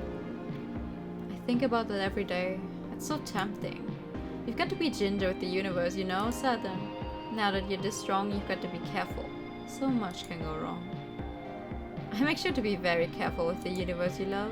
You don't have to hold back with me, no? Aren't I the only person you can go tide to tide with, holding nothing back? That's a big promise. I don't want to come off as full of myself, but I don't want you to underestimate me either. Plastic girl to plastic girl, I wouldn't patronize you like that. It's tempting, but I wonder if you're really ready. You wouldn't mind getting your ship self broken and dragged back for the Grace's dream lab to do who knows what to. What, is that supposed to sound bad? You really are... Oh, fine. I'm going to start easy, okay? They're flirty enough, so neither's in the mood to lie. So no holding back. A lie to others about how strong you are. And no mercy. A lie to yourself about how strong someone else is. When Pluto opens her arms wide enough for gravity to condense, pull and tear to space, she's trusting Saturn can handle the pressure. She has faith Saturn will outdo her. Saturn meets Pluto's expectations with just a little bit of convulsing and shuddering. Then she exceeds them by darting like a bullet, a little hot arrow of danger and just as dangerous to the touch. Prune Macula is a big target, but Saturn isn't going to be lazy this time. This is the time to be precise, to throw everything in on the vector she's flying along, to not let Pluto's tidal forces budge her a millimeter, which is good, because even then she only barely grazes Pluto. Pluto's faster than you could ever imagine. The universe moves away, bending to not hit her, with tides that say, oh, coming into orbit is fine, but no touching. That you have to work for. Then Saturn dead anyway is very bold of her. The burn on Crew Macula where Saturn's light passed over Pluto stings only a little, but it was close. So Pluto takes her seriously and grabs the string of pearls by the tail, flings her into the colony's surface and dives after her. Saturn is basking in the bounty of attention. It requires all of Pluto's gravitational forces to keep her contained. The string of pearls makes her feel like goo, like a cartoon. Like a cartoon? What? Like a liquid, and with it she's as slippery and untouchable too. Others would shed under the pressure, but string of pearls bulges and squishes. Pluto pulls and pushes, trying to force her in a space that will sit still long enough she can deal with it. Saturn squeals in excitement until she can stop giggling long enough to push Pluto off with an electric burn. Pluto can help but love too. It's funny how much nothing is working even though she's trying as hard as she can. That makes her want to work as hard as she can. Lab-grown girls know, bad-cultured girls know, carefully indoctrinated, carefully raised, special gifted girls, they all know. Heroes want to hold us, but we don't need them at all. Rather than bandages and kindness, the sting of pressing wounds together is the medicine we need. No boy who wants to heal your wound is worth the one who'll tell you your wound is there. I can't believe it. Me neither. I really thought I'd actually be the one beating you. You didn't lie though. You really could endure it, all of it. The colony is much worse for wear. Saturn shattered against it many, many times. Pluto broke across it a few times too. It's shaking in the Lagrange point. You won, even though you lost. I had a lot of fun. I wouldn't have been able to have it with anyone else. I'm glad I trusted you to not lose. Told you. Good girl. I never should have doubted any one of us. Thank you, thank you. We did our best, had the most fun we could have. When we get to the moon, don't forget. You could keep having fun just like this, if you let me show you the way. Day 6! Day 6! Rig! Ganymede intercept. Do not read Saturn. What? I'm completely uninterested in communicating with Iaptus in any capacity that's not technically. I know my boundaries, but you're very nice to worry. I know you're not jealous because you do respect me, but don't make me worry. It's what I like about you. I know you're worried for me, not about me, and I appreciate that, but I do want to clarify things so you stop asking me about it, even though it is cute and I do appreciate it. Really, I'm not just saying that. Please don't hear that in a passive-aggressive voice. I've been meaning to ask this for a while. Is it okay that I believe in this? It's important to me that you understand that it's nothing to do with him, so I worry that means that you don't understand what it means for me. I don't believe humanity needs to be punished. I'm fine being human, but I think an important reminder is needed. Not alien in the sense of a foreign other that can bear all of our rage and hatred, but alien in the sense of casting our own features into relief. I think what we see as a result should shame us, but there are many things we need to see. You probably say you support me and believe in me, thank you, but you also say that it means something to you too, and that's really why I love you. String of pearls, final specifications, yep, this message intercept. So this is not what we talked about, not by a mile. You know I don't actually have a moral compass that does not evolve around what's cool, so I'm coming from me. So coming from me, just know that's my professional opinion that I'm not even sure that this is cool anymore. Creating a theoretical matter is not even hard under laboratory conditions, and in space it's easy to sustain it, but the creation of exotic matter like electrotoxins can get really not fun if you aren't careful. Since you hate fun, I already know what that's not what you're after, and you don't have to level with me or anything, that's fine. But I do want you to know that this thing is basically designed to degenerate as quickly as possible. The reactor tends toward eversion, and that will require a pilot I really would not want to meet, and a piloting style that no one should ever do. Eventually it's going to drag the pilot down, and that's going to be really weird and ugly unless they're immediately destroyed. Clearly you want that. I mean, you've said so, but if you're going to have so much fun, let me try to convince you that you should set a self-destruct in there. Maybe something cool will happen when she everts and the ship self keeps her anchored in space-time to mess everything up. If it's not, don't you want a backup option? So much reading in this reading game, yeah, right? How dare they make me read in the reading game? I'm gonna drink. Hold up. The problem with this reading game is that I have no fucking clue what's happening. Because it doesn't make sense. Like, I don't know. It doesn't make sense. Maybe at some point, but not yet. So then I would love it, just love it. Yeah. If you messed everything up this time. Is this reverse psychology? Did I really reduce you to that? I'm a little impressed by your persistence in nagging me, but now I'm feeling like I pushed you to your limit. Shut up. As always, I'm serious. Messing things up is literally the only thing in the world no one has ever needed to specifically tell me to do. And you keep yelling at me when I do. I've been looking into Yapta's work on the Eversion project. Oh, how much do you know? More than you now. Of course, it was always suspicious that Yapta decided to support us. He was very insistent in his interest in taking humanity to the next stage. As if that was why any of us wanted to connect with this so-called existential threat. People who already had everything on Earth could possibly understand. They just want even more for themselves. That's what I thought too. Yapta's plan is very attractive to certain factions in the Memorial Foundation. Certain factions in the Memorial Foundation really like the days when humanity was united against the existential threat. Except aliens aren't real. Okay, they're nth dimensional shadow cast by the gravitational impression of human culture and space-time, but that makes them a few shades sort of real and much less dangerous than the cousins on Earth, and even those are so weak, kids with radios can take them out. Anyways, Pluto wiped them out. That was the whole plan. Since humanity doesn't care about them anymore, they'd never expect that we would find a way to avert our tidal reactors and become the aliens ourselves.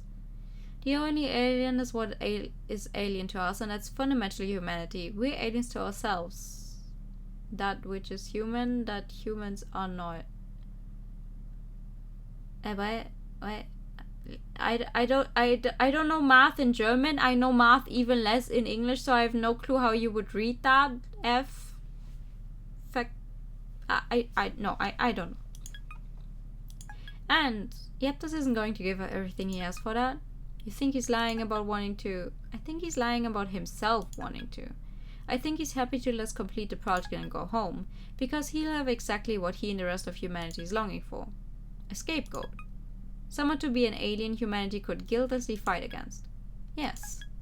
I'm fine with abandoning Earth. It hasn't given me anything. But not on his terms. Not ever. Don't worry, Mercury. I've got a plan. No matter what, it won't go his way. Will it, though? Deeper cuts. In the garden district closest to the malfunctioning and broken tidal reactor that kept the colony together, time and space aren't quite right. It's a perfect place for a real fight. How deep under Lunatera's skin do you think she can get? I don't know. This place. You don't feel like seeing home again? Oh, come on. Don't tell me you don't have any fond memories of the academy. I do, despite myself, and that's why I don't have any wish to see it like this. A ruined garden that only reminds us how weak the gravity of this whole venture really was compared to Earth. Not to mention it was all for something completely worthless too. Wait, now you're grumbling about a mission? This is historic. The Lagrange reactor is just a hollow shell, and there's barely any advantage to have in getting it. This better be a trap to use you as a bait to get Memorial Foundation off our trail. Oh no, what a terrible trap to fall in. More flirting, I see. Is it unbearable? Yes, extremely. Are you really still getting nowhere with her? What are you talking about? I think I said you were going to crack her open and peel her shell, but I don't think you have. You don't know anything. Shh. Ah, I'm completely and utterly correct then.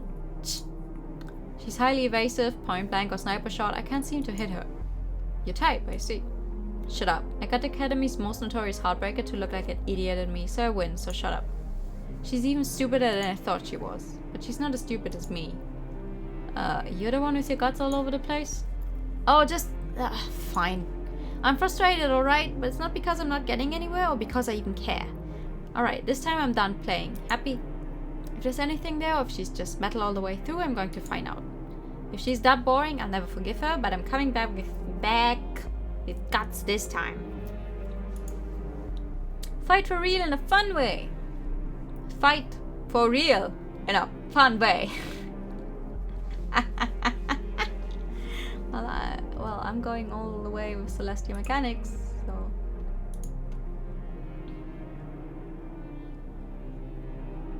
A surprise attack isn't very sporting. Don't be jealous just because I got mine off first. You got a wound on me in the Lagrange structure shell. That not a good enough deal? No way. In fact, apologize. Hiding so I can't surprise you again is so unfair, Lunatera. Let me bully you some more. I'll pass. Are you sure? You sure you don't want to get bullied? See if you can find me first. You like cat and mouse games, don't you? You want to try it again? I won't let you just play a game this time. Can you find me even when I'm serious? Then I get serious. Lunatera hides in a garden district, the one part of the colony she has no memories of. The garden district doesn't have any trees or flowers or plants. It's not that kind of garden. A garden for the children meant to inherit space. Not like Lunatera, who came in the first generation. Teenagers too old and too molded by Earth's gravity to inherit the cosmos. The second generation was raised here, in the light of the colony's center. The Lagrange tidal reactor Lunatera remembers like the sun, with the hope that they will grow freely in the lightest of gravity, free of Earth's weight. Lunatera is the one holding the useless shell of that reactor now. Even broken and useless, Lunatera doesn't feel comfortable holding it. It's an unpleasant, untrustworthy object, and it feels wrong to hold.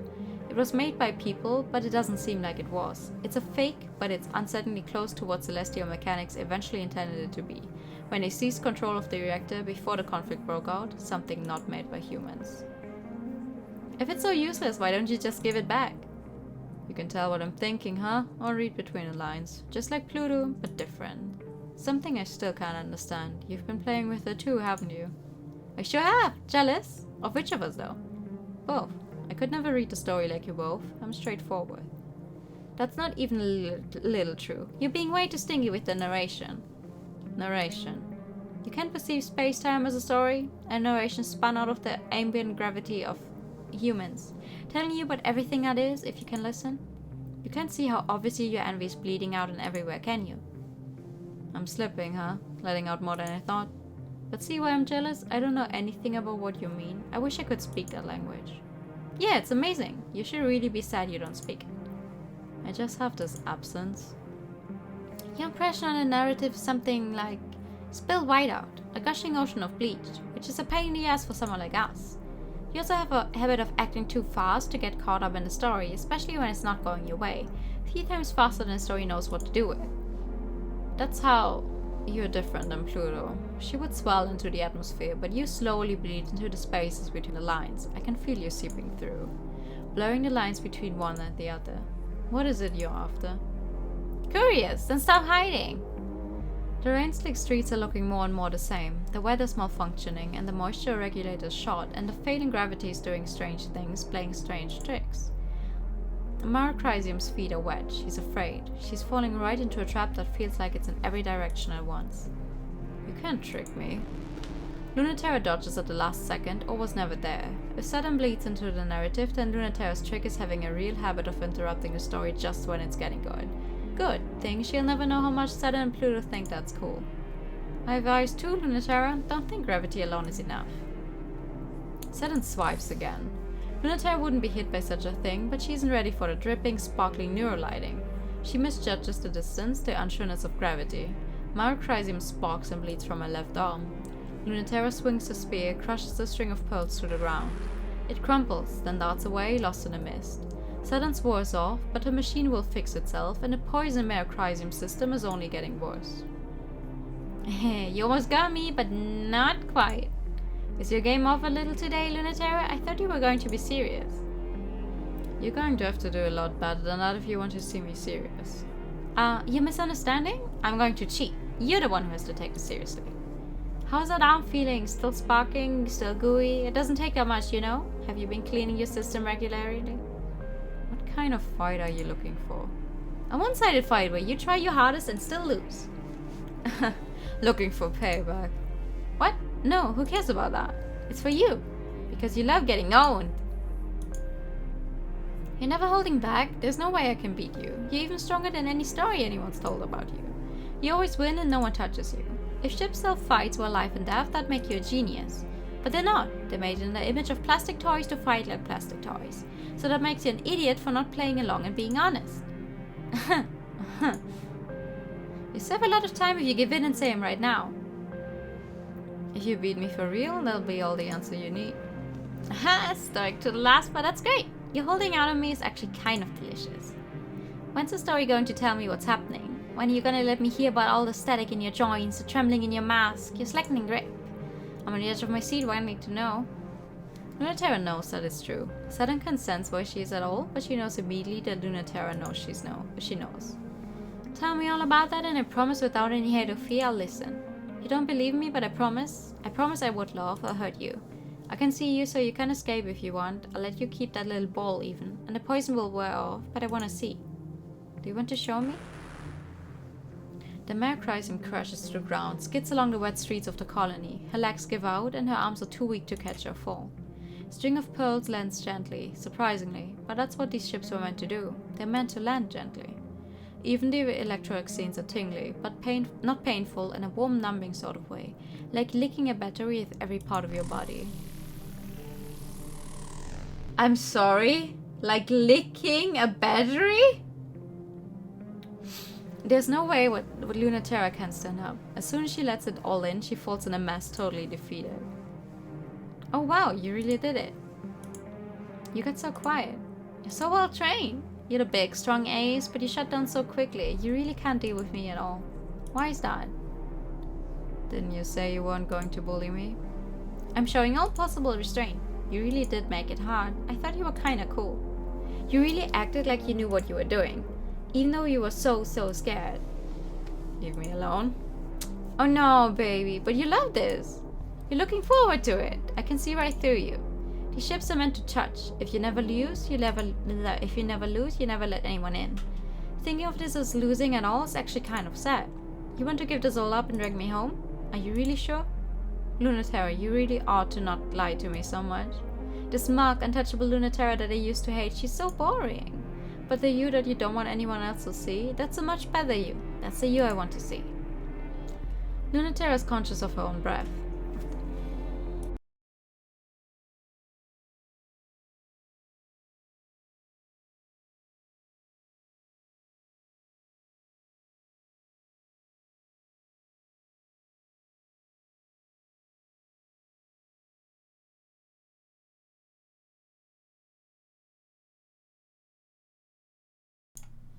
Sorry about that.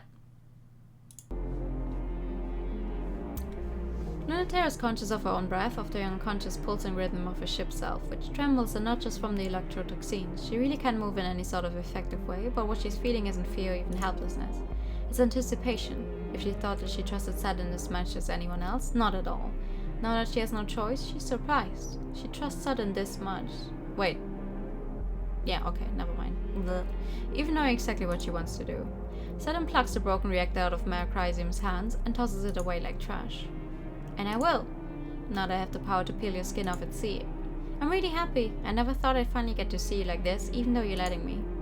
Little secrets just for me that the narration will never tell. For you only. So only I get to see you twitching and helpless. No one else knows. Not telling, but it's just for you, so keep it ambitious. Got it. I could be straddling you and pitting you. That's certainly possible, but not for certain. I'm not saying anything definite. You've got it. Thank you. I've got my pride. Yeah, your pride. Tell me about that. It's worth a lot to me. then are worth even more, right? I don't know where we are or what we're doing, but like, okay. It's January 30, 1981, and the day is almost here. The deadline to save everyone who came up to space with us, fought with us, tried to bring everyone up with us. If we shut down the lunar gravity well, there won't be any choice left. The power that keeps our ship selves in check will fall apart, and we won't have anywhere else to go but home. If you kill the dream, no one will die. We really, really hope that's true. No one should die in space. No one should die, period. No one has to die because ships self-combat as shimmering missiles of light, cosmic explosions, electricity that scars, sears through the soul, blade sciences impossible for a human to produce, dances of combat without end, a fight against ideas with toys. Humans would never show that sort of compassion to each other. Earth's answers a single atomic particle fired at near light speed directly into the cockpit core. A true weapon from a military force, the quickest, most efficient, instantaneous, unavoidable way to kill a human, the most boring possible way to pointlessly die. No drama, no meaning, just nothing. Lunar Terror, Memorial Foundation Ice Pilot. It's January 30, 1981. In the end, they might get everything they want, in the way that no one wants. If we open up the lunar gravity well, then we can establish forever another Earth. And maybe another. We can inhabit the whole system, but that will cut humanity into two and more. The distance will be so much further. Everything we have will be even farther from them. How much are we going to lose? How much will we never be able to give them? The moon is very close to being part of Earth. It's full of life, and humans can live here now. It feels impossible, and I don't want to give it up. We should break it off forever, shouldn't we? All I want is to stitch these two humanities together. But if one of us dies as a result, I will fight forever to keep the precious thing alive. Pluto, Princess of Krell's Graces. It's January 13, 1981. They don't name it because naming it gives it power, but not naming it gives it more. It must be in every corner, behind every door, far, far away in the spaces between stars. It is defined and categorized in every human culture and is deliberately omitted from explicit naming conventions by Memorial Foundation in favor of a euphemism less captivating to the imagination, such as existential threat, rather than a specific word that would stimulate the imagination. But a trick like this will not work, and a euphemism is a hollow void that can hold all fears and all possibilities. Through gravity, humans decide what is real and what is not, but what is not does not stop existing. And it, like humans, can decide. It's a kiss of inverse, everything that humans can imagine but can't become. The shortcut to attaining it is to forsake everything that humans already are. If a bunch of idiots get tricked into going there, it would make a very convenient enemy for Earth. That's their real fear. Before that happens, I will tell you a little secret. Ready? Saturn, Celestial Mechanics Test Pilot. Day 7! Route installation complete. New Earth in operation. Celestial Mechanics fleet collecting in the orbit of Earth's moon. Request for assistance received. Ignore. Awaiting manual input of mission. Hello?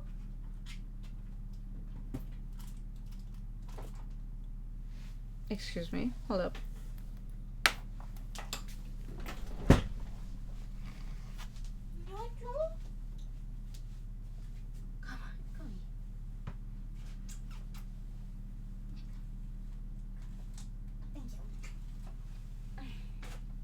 Okay, never mind then. I saw the cat trying very hard to get out from under my bed, and he looked like he needed help, but now he's gone back to under the bed. Do you want my help or not? I guess that's a no.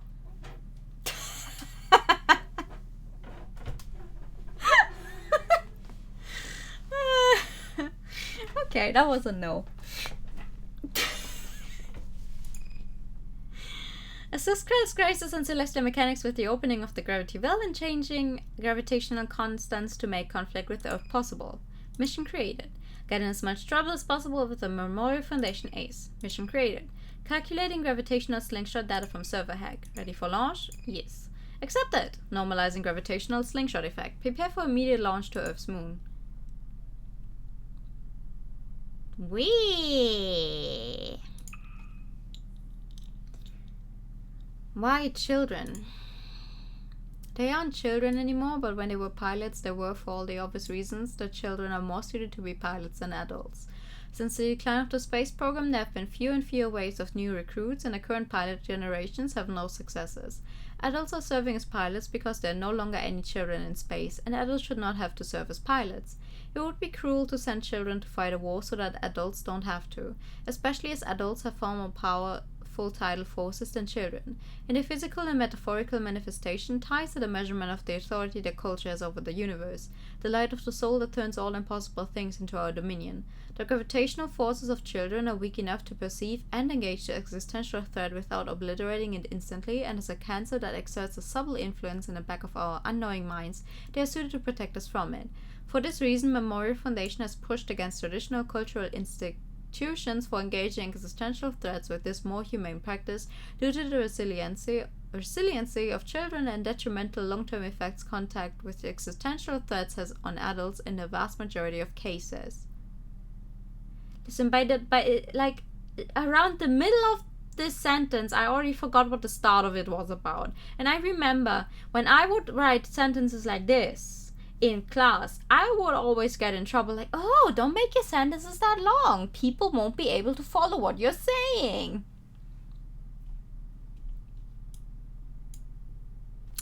Which is true. Especially because English for some reason does not use a lot of commas. Meanwhile in German, you can put a comma pretty much fucking everywhere. In English it's like, oh, maybe one comma after like 5 rows of words. In some exceptional circumstances, contamination lingers in children. The gravitational forces never achieve sufficient power to extinguish the existential threat without resistance. Without a tidal force to challenge other adults, they remain in limbo, unsuited to anything else. The remaining small percentage of the original pilot program that continues to reside in space is made of such cases. New aversion proposal! Thank you. I'm no different from my former colleagues. I think we all want the same thing, ultimately every one of us. I'd implore you to be forgiving of them, though not of their methods. Many of us are thankful for the ending of the Cold War. The paranoia and suspicion that accompanied the strength of the existential threat in this world as it fed on the trauma and malaise and discontent of the world after the war. But I think some of us must have some reservation about the future. In abandoning existential threats to address the threats of our home, it will inevitably result in us turning to conflict between humans once more, and in turn the existential threat will thrive. We are looking for the smoothest, most uncontested future. I won't lie, this will not ensure happiness for everyone. In fact, it may be difficult to understate how much it will ensure the opposite for what we will ensure a very few. But what I'm proposing will ensure the maximum happiness for the maximum number of people, and what else can we do? Do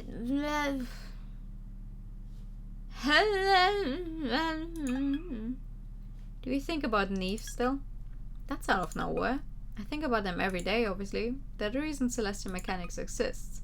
First to understand what happened to them, and then because we couldn't stop thinking about it, about how to make what happened to them happen to us. We still don't know what it was exactly. They had us all get together to reach through space and time and contact the existential threat wherever it came from, to make sure that it truly had been defeated for good. I think they were really hoping it wasn't. We felt the same, especially us who never got to fight yet. We reached together as far as we could, and Neith reached farther than anyone. I didn't think it would have been them before anyone else, but I didn't know then. Was it that they reached too far? Or what? Or something reached to them? What's the difference? In the end they got it, whatever it was. Are you having second thoughts? Maybe. They were the only one. I always wondered why that was. Were they special? In a good way or a bad way? Were they chosen? What would be the criteria? We know it's none of that, though. Just a lonely, unchosen child. Without so little presence in this world, they fell into another one. So that's how it is. The only trick is how to do it on purpose. That's just it. Are we too attached? I want to be something new and share it with everyone. Am I too heavy for the apple? It's a thin line between falling into inverse because you have hope and because you don't have any left. We should be glad it's not so easy, you know?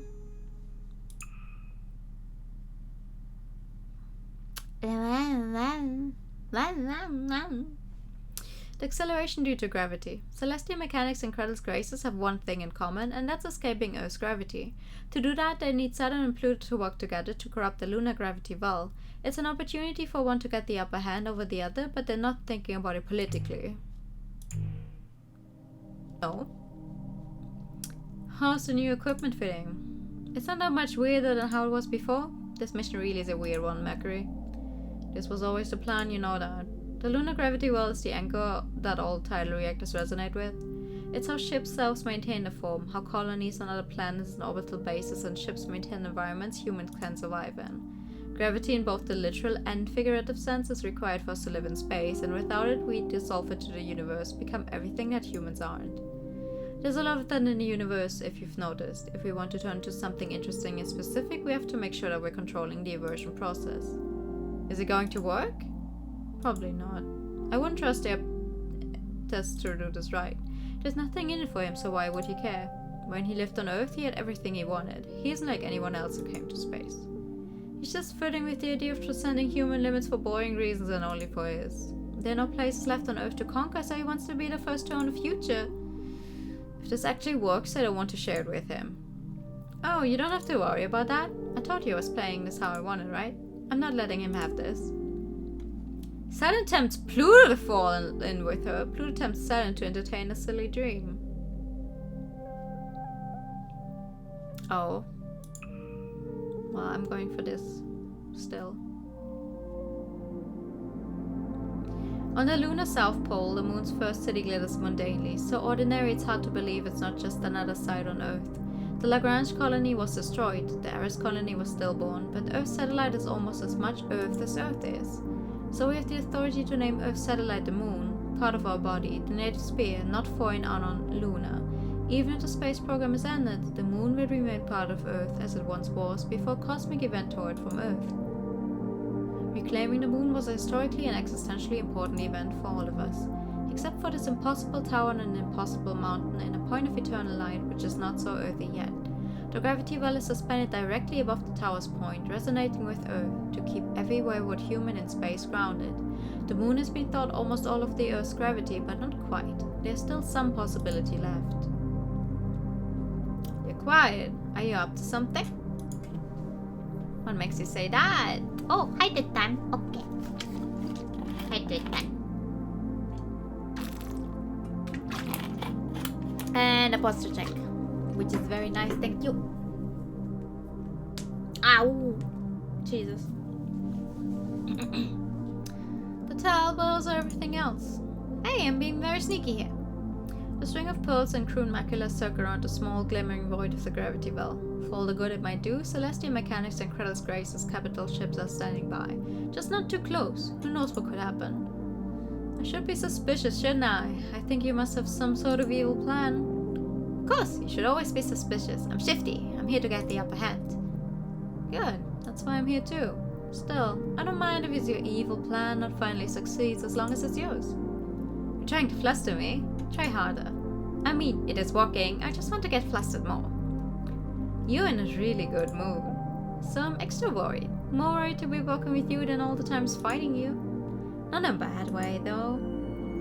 The gravity well is a massive engine and is very stable. To destabilize it is very dangerous to everyone and everything, which is why they're opening it. Discarding operational platforms from Credence Graces and Celestial Mechanics tonelessly coordinate with each other to instruct Saturn and Pluto on preparations, like exes that are forced to attend an event for the children together because that's what they are. Now you're the one who's quiet. I was in a good mood. Did I tease you too much? Oh no, I was just remembering something. Do you remember this too? We did something like this before, a long time ago. We did? Together?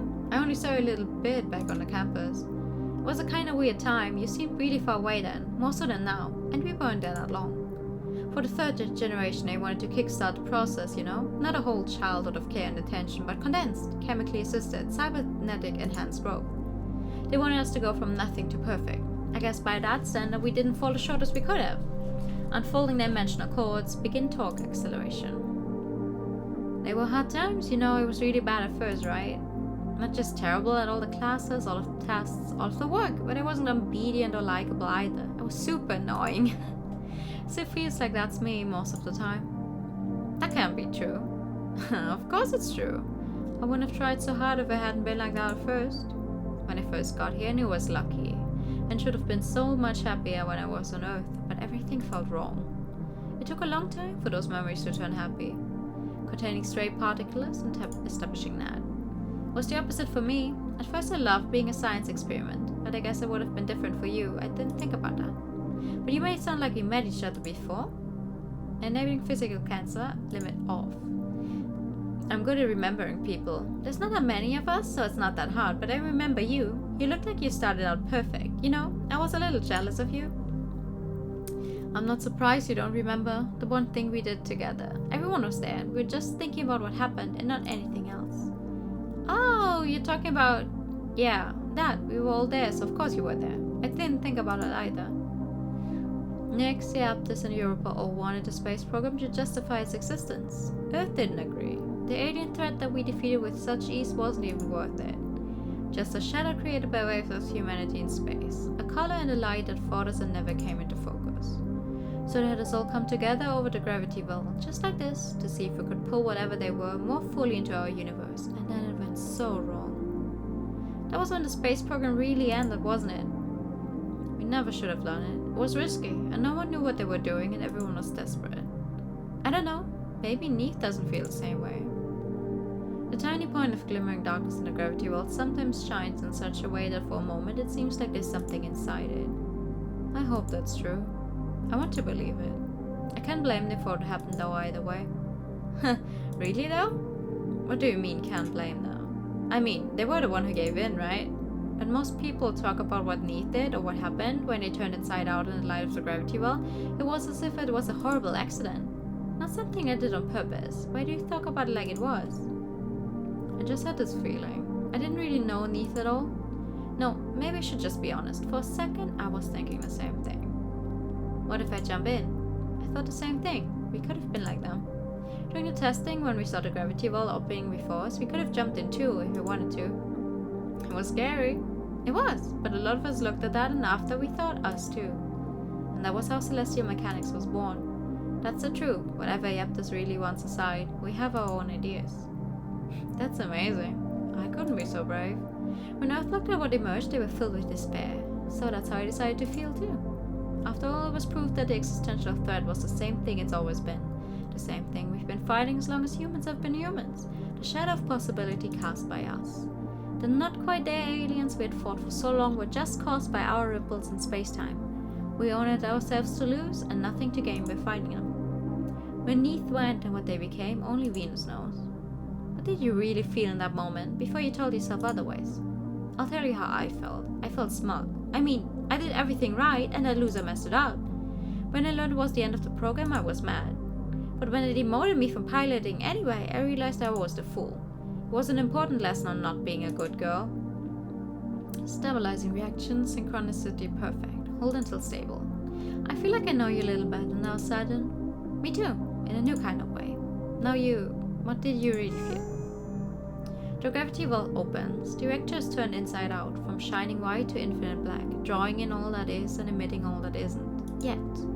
But with gravity itself, the weight we have in the universe, that alone is all we need to touch. Oh, there you are. I knew we'd only get a moment to touch. Do you maybe think sometimes of falling in? Even you? You must have thought about it. Core resonance in perfect conditions, ready for full release. Gravity well unbound, all stability checks nominal. Here it comes. Back then, I almost did jump in. I thought about it before it was happening, when I said you must not under any circumstances. It wouldn't make anything I couldn't do possible, if I left everything I had behind. It's an awful paradox of the deal, but I wanted to do it so much I would have if Neith hadn't wanted it 1 second more. I've never told anyone that. You're really good at seducing people, Saturn. If I gave you a chance to fall in again, would you? Would you fall in with me? Oh, just you wait and see. The gravity well shines. It is collapsing into a star. Everything is starting. The opening was peaceful, perfect, no problems. Yet there's a feeling like the fluttering of wings deep down. Day 8! What do you mean, day 8? On the literally right on that fucking thing right now? Mail! Oh, fucking hell. White children. By the end of the space program, with recruitment having stopped almost a decade before the official decommissioning of the space program, all the pilots had become adults. Yet they were recruited as children and spent the fiercest years of fighting against the existential threat as children, much like criticisms levied At the Scout programs on Earth, it was a motion that Memorial Foundation considered heavily in deciding how to recruit their pilots. Children have no special piloting qualities, with much weaker tidal authority than adults, who, of course, have the tidal authority to engage other adults. Adults would be stronger, more powerfully able to use ship cells. Much more so the beloved and chosen adults rather than the discarded and flawed children that were chosen. On Earth, adults with much stronger tidal forces than children will destroy the existential threat before even comprehending it, and because of this, those threats are able to hide in the world and prey on those who are more weak, such as children, or those who are unchosen even as adults. Those who are strong enough should struggle with other humans, and those who are weaker protect the rest from the trivial threats outside humanity. Sustained contact with the existential threat often exacerbates this effect, and there is a cold twofold reason for delegating who will and who will not confront existential threats. Children and the unchosen bear the burden, so adults will not be worn away. Everything is ready for you. I wish you'd let me help you more. You'll be fine back home. Without a ship. I envy you a little bit. Piloting is for girls and jocks. It's not my thing. But I wish I was coming with you. Sometimes a very tiny bit. Mercury, we are very different. But I love you. We're parts of the same thing. We wanted the same things. And I walk alongside you until we get them. Really? You're not leaving possibly forever? If I'm leaving, you're coming with me. If I stay, I'll bring you home. You know you can't rely on me for anything, but you can count on me for this. I promise. I promise. You promise with correct punctuation and capitalization, so you know it's real. What else can I do to pay you back? Nothing. I count on you for Lord Saturn, the same way you count on me. Ayo, what? Plastic versus metal. Earth has promised to let the children of space sort themselves out for now, but the machines of war guard the way back home just in case. When Saturn and Lunar meet in a chance encounter, the true terror of humanity stares them down. How does this work? If we already are in that one place, how does it work if we now do the other mission? But okay, I'll take it. Spinning up tidal reactor, frequency double checks, first turn. 100%. Frequency double checks, second turn. Stop and spin them again. From 0, again. Where were they at? 99.99999. But it doesn't matter, they should be at 100%, so we're spinning them again. Mercury, if I go out and die, it's not going to be because we didn't quintuple check every reactor pulse. Saturn, this time please, could you listen for once? No matter how useless I know that telling you this is, I know I say this over and over, but can you listen? Seriously? Tell me you're going to not be risky this time. It's not a game anymore. This mission is different. It's not ship self to ship self. Those troops are real weapons from Earth, designed for threats that are real, not existential. They are perfectly capable of killing. They are designed for no other purpose. That's not going to even be an issue though, because your orders are strictly to observe and not get remotely close enough to engage. They won't leave stationary orbit around the near side of the moon. They're Earth's insurance plan, and we can ignore them as soon as we make sure that's all they're doing. Don't joke about dying. That can happen. It won't if everything is perfect and you do exactly what you're supposed to. It finally matters this time, and you... Mercury, please. Well, I'm actually really sorry, Mercury. I didn't mean to make you worry. I mean, I didn't mean to make you really worry for real. I promise I'm not trying to die, okay? I promise, okay? Making poor choices about who to kiss and what to do isn't the same thing. I listen to you when it's for real, okay? I wouldn't cross this line. You're my friend, no one else. No one else is worth you. You're the most important. We've been through too much. I wouldn't ever go back or throw everything we got away. You know that, right? Sorry, I'm acting like I forgot. Mercury, hey, say something. You idiot, give me a minute. Damn it, I was going to act like I tricked you. I was going to get to feel smug, making you think everything was serious, and I was going to lord it over you. But now I'm crying, asshole! Sorry about me, but I love you too, don't worry. They hide together in the peaceful moon's winter night. Risk dying, tearing a machine to pieces. Oh, I see. Oh no, why do I have to do... Oh no, I have to do this one. I'm gonna try and get a 100% on the Celestial Mechanics. Yikes. I should have saved! So I could see the other ending easier. Oh, goddammit. What? It seems almost like it can be a coincidence bumping into you again. Fancy seeing you here. Unlikely story, but please stay down. It's closing in. The thing wants to murder us very badly. It wants to kill. Yep! Aren't you itching to fight it? The autonomous military unit is waiting for opportunities, it seems, but it's really just reacting to conditions and responding within protocol. It's an inevitability gravity law. Humans can be pretty unambitious, which is why if you want something done precisely, you must teach it only a sliver of what humans know. If you want someone dead without complication, you need to remove your nuance first. It doesn't have any kind of morality system or decision-making process. It's very non-discriminatory. Just gravity and nothing else. It's a gun and not much else. So maybe you should stop harassing it so much? It's annoying though. I want to bully it. I promised that I wouldn't tangle with something if it was really life or death, but now that I'm here, I'm too tempted. I just absolutely want to tear it to pieces. Completely destroy like it wants to destroy me. You ever feel like that, even when you're terrified? Especially them, but it's not worth fighting. Not at all, even a little. It's like fighting gravity or a whole planet. What can you call winning against something like that? There are a million more. You can't have a real argument with something like that. They sent autonomous troops because they didn't want to have one in the first place. It just goes to show they really don't care what happens to space or anyone in it. Are they saying it's a drone that shoots gravity? Yeah, apparently! Or they do, and they want us badly to believe they don't. You're going to hate this, bud. I actually wish I could crush them even more, sorry. Has to be a way, right? Whee! Unlike a ship self, the autonomous military unit doesn't have a shape that remotely resembles a person. There's no need for that, obviously. You would give something a human shape only if you wanted it to be able to express the fullness of being a human. War has never been fought like that. Military technology is designed to narrow available resources in order to efficiently execute a single specific function. Giant robots have never been practical for war. What is necessary? Have never been practical for war! You have not seen a single fucking, Macross or any other series that has giant mechs fighting in space. Obviously, they're designed for war. What is necessary is a single vector pointed in a certain inflexible fixed direction. The autonomous military unit may not look human, but it is human, a single uncomplicated human thought. Die.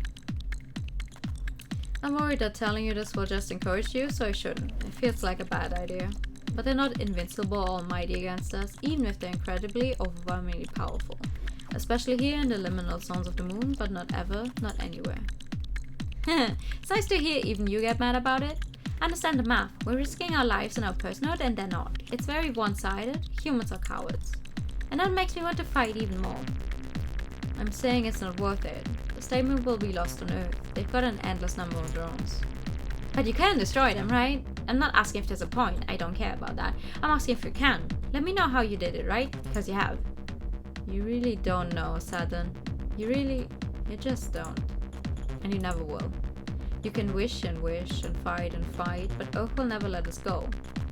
9.8 meters per second times 2. I don't know how you say that. Is what we're about to. Your weight and mine are nothing compared to that speed. We can't even scratch the surface. Oh, squared! Right. Okay. But you are right. It was stupid, but when I was with Curtis Graces, I destroyed one. Pluto made me promise to never risk my life over something like that again. That's a huge bag, but given all that kind of a crazy thing to do, why? Not that I think it doesn't rule. I was feeling the same way you were feeling. You're spite. I'm not quite as bad anymore. At least I'm trying not to be. I know that feeling. It's easy to bet your life when you don't care whether you lose it or not. If we fight together, we'll be betting on each other. It doubles the risk, and there's still no point. Is there really no point to it, though? Unless... Useless, okay, that's true, but not pointless. You're so clever, Lunatera, but you have outsmarted yourself, and now you're believing there's no meaning in fighting against that blind and unstoppable force. I definitely know what battles I want to fight. The sensors eye of the autonomous weapon fixates on a location, but the string of pearls doesn't give it time to get inquisitive.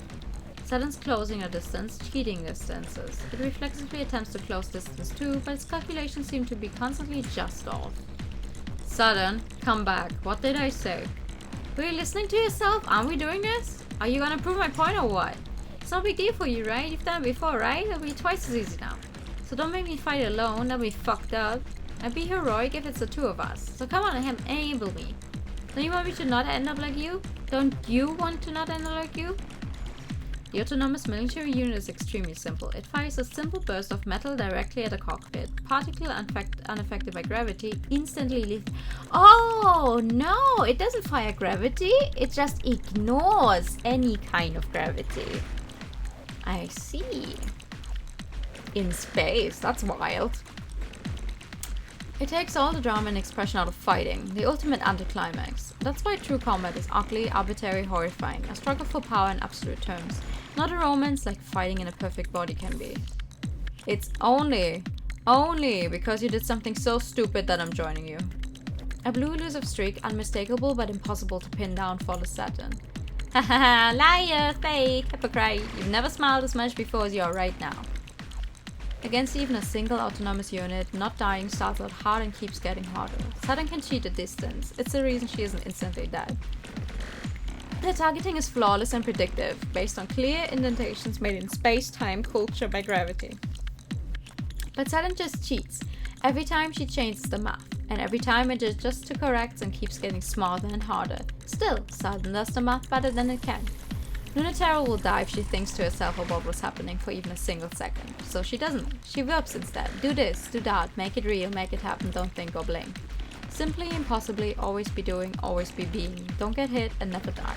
Nothing like life or death to remind you that being alive is great, and in that state you can become infinitely capable of fighting tooth and nail no matter what. When Chrysium's heart light slugs hit the unit's chassis, it miscalculates, dips in motion, but it's undeterred. It can endure much more than that. Lunatera respects that and fires 12 dozen more, as point blank as possible. No time for mercy, so increase the output more than should be possible. Defensive insulation keeps it protected from the string of pearls electrotoxins. All the string of pearls can leave is a series of bleeding, oozing, hot pink pinpricks. Nothing but scratches until there's so many of them they aren't just scratches anymore. There's no limit to how mean she can get. It's something else fighting like this. I wasn't ready. You're doing amazing. You're unreal. You have to be, otherwise you're dead. So don't let up, don't stop, keep going. It's the only way. Every approach and hit counts. You've got to be perfect. The autonomous military unit is fast, faster than either of them, but isn't faster than coincidence. It's not fast enough to predict someone who's not even thinking, and it's not faster than cheating. Saturn walks her whole hand into its guts and comes out with a fistful.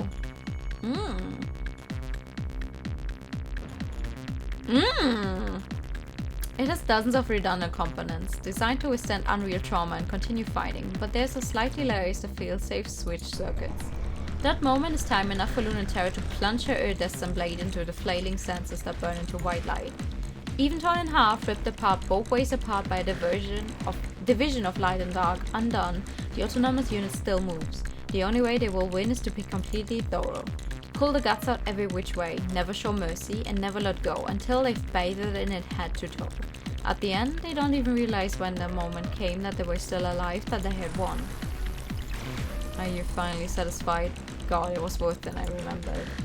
No idea how I did it alone. I feel incredible, beyond satisfied. If I didn't feel almost dead, I'd be begging you to do that all over again. I knew it just encouraged you. Showed us the good it did. You know, Lunatera, I'm fighting. No matter what, no matter who wins. I know the best I can hope for is half of what I want, but I'm not here for a realistic outcome. Even if that's all I get, I'm just going to fight. Forever. With perfect greed, until I get everything. I don't know if I can be that cool, but when it comes down to it, I won't stop either. Day 9! Well then, I'm quite impressed. You don't even sound surprised with how much I fucked everything up. I thought I'd get to see you surprised for once. If you had this much faith in me, you shouldn't have got so mad. I wouldn't be respecting you very much if I wasn't prepared with contingency plans, but I'm delighted to not need them. Haha, I thought so. I used to think you knew everything. Oh, good to see you understanding the fallibility of your superiors. Wait, what? Fallibility? Fallibility? That is a word that exists. Now I understand it's because you just don't have any experience not getting what you want. And you always are sure deep down it'll turn out for you. You wound me. I'm no stranger to not getting what I want. The world would be a very different place if I did. No, Aeptus. Not even close. You've never even come close to not getting what you want like I have. Forgive me then. If you put it like that, I'm certainly much closer than you. But that's the reason for this arrangement, of course. You will all get the bodies you wanted so much. And Earth will have the villain it desires. Ah, so you are that clever. What of it? It's still a mutual beneficial scenario. You and humanity will be so different from each other that you could not possibly understand or communicate with each other. Both sides can fight each other with abandon until the end of time and never hurt those they love. You will have yours, we will have ours. If you have the will to abandon your own humanity, then abandoning the rest of the human race who never cared for you in the slightest should be trivial. Ah, you don't know how relieved that makes me to hear. You really don't understand. Whether it's spite or love. No way I'm not sharing this gift. The fleets crash, ship self against ship self. In the shadow of the gravity well, none of it is visible from Earth. A quiet conflict, not a war, as has been stressed. It's more like a very pointed argument. It could be a conversation if only they understood each other, and sometimes they do. It could be kissing if they loved each other, and sometimes they do. With the gravity well open, unrestrained, they fight weightlessly, under the full weight of their own gravity alone. A truer way to fight than anyone has experienced before. To fight with one's own self and the full weight of one's gravity, and the hollow weight of the inverse is the only time this will be possible. Our true power, unrestrained. Celestial mechanics simply takes advantage when no one else is looking. Celestial mechanics made no plans to win. After all, there's no way to win in this sort of conflict. The winner only has to prove a point. The way that Celestial mechanics accomplishes this is simple. True to themselves without the weight of gravity tying them to Earth, tying them to orbit, holding them in their human forms. What happens next is the natural result, and that's what proves their point. It isn't immediately clear anything is wrong. It happens naturally, as a consequence of truly unrestrained conflict. Each one climbing to the top, seeing how far their limits are, and realizing suddenly there aren't any. When the first pilot sends her reactor's limits past the theoretically possible range, her reactor everts, and what only existed deep inside is now the face she wears. A perfect, unbelievably true self, so true that it cannot exist even in orbit. Until she's joined by another, and another. In unison, their gravity holds them together. The job's done. It's exactly how I imagined. You're not having second thoughts, are you? It's everything you wanted. And it will be good for Earth as well. Your infection of the gravity well was perfect, and you will successfully fuse with your ship self just like you wanted. It's for our happiness too, of course. Humans will get to live as humans, aliens as aliens. As enemies mutually agreed upon with no possibility of communication or reconciliation, and no conflict or guilt on our own side. Humanity shouldn't externalize all of the problems, but I think we can still manage progression with most of them. And with your hands already sunk into the gravity well, I should tell you it's technically too late. Things will take care of themselves from here, and thanks to your actions, I have had more than enough time to prepare for re-entry. I knew it would be that easy for you to ditch us. Not so. I still find you all so fascinating, leading such beautiful lives.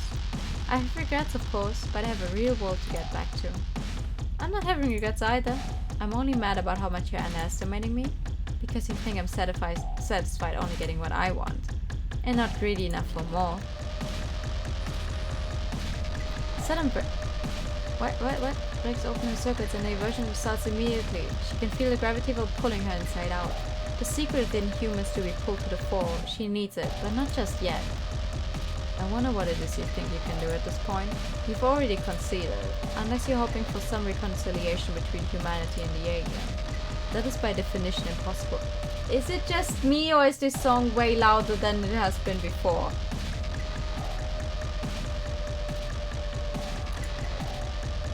Well, it's honestly not much of a song, it's more just noise. It must not be too impossible, or you wouldn't be training all your weapons on me. Well, I am impressed because I finally have no idea what it is you are doing. But just because I don't understand doesn't mean I'm not going to prevent it. What do you mean not a song that slaps? I mean, yeah, but like, it's not what I would, I don't know, show my parents for relaxing. You have no understanding of what the violence of actual combat is like under Earth's authority.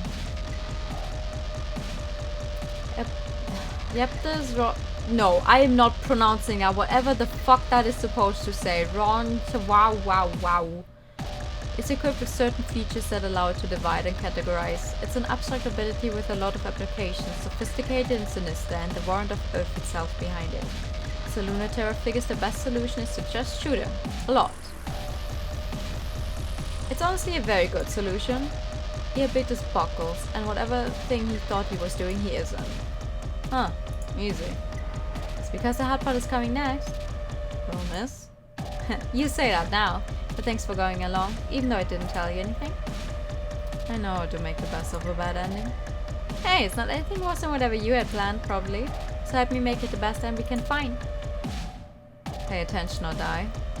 The intent is lethal and simple, but the weight is not heavy enough to kill.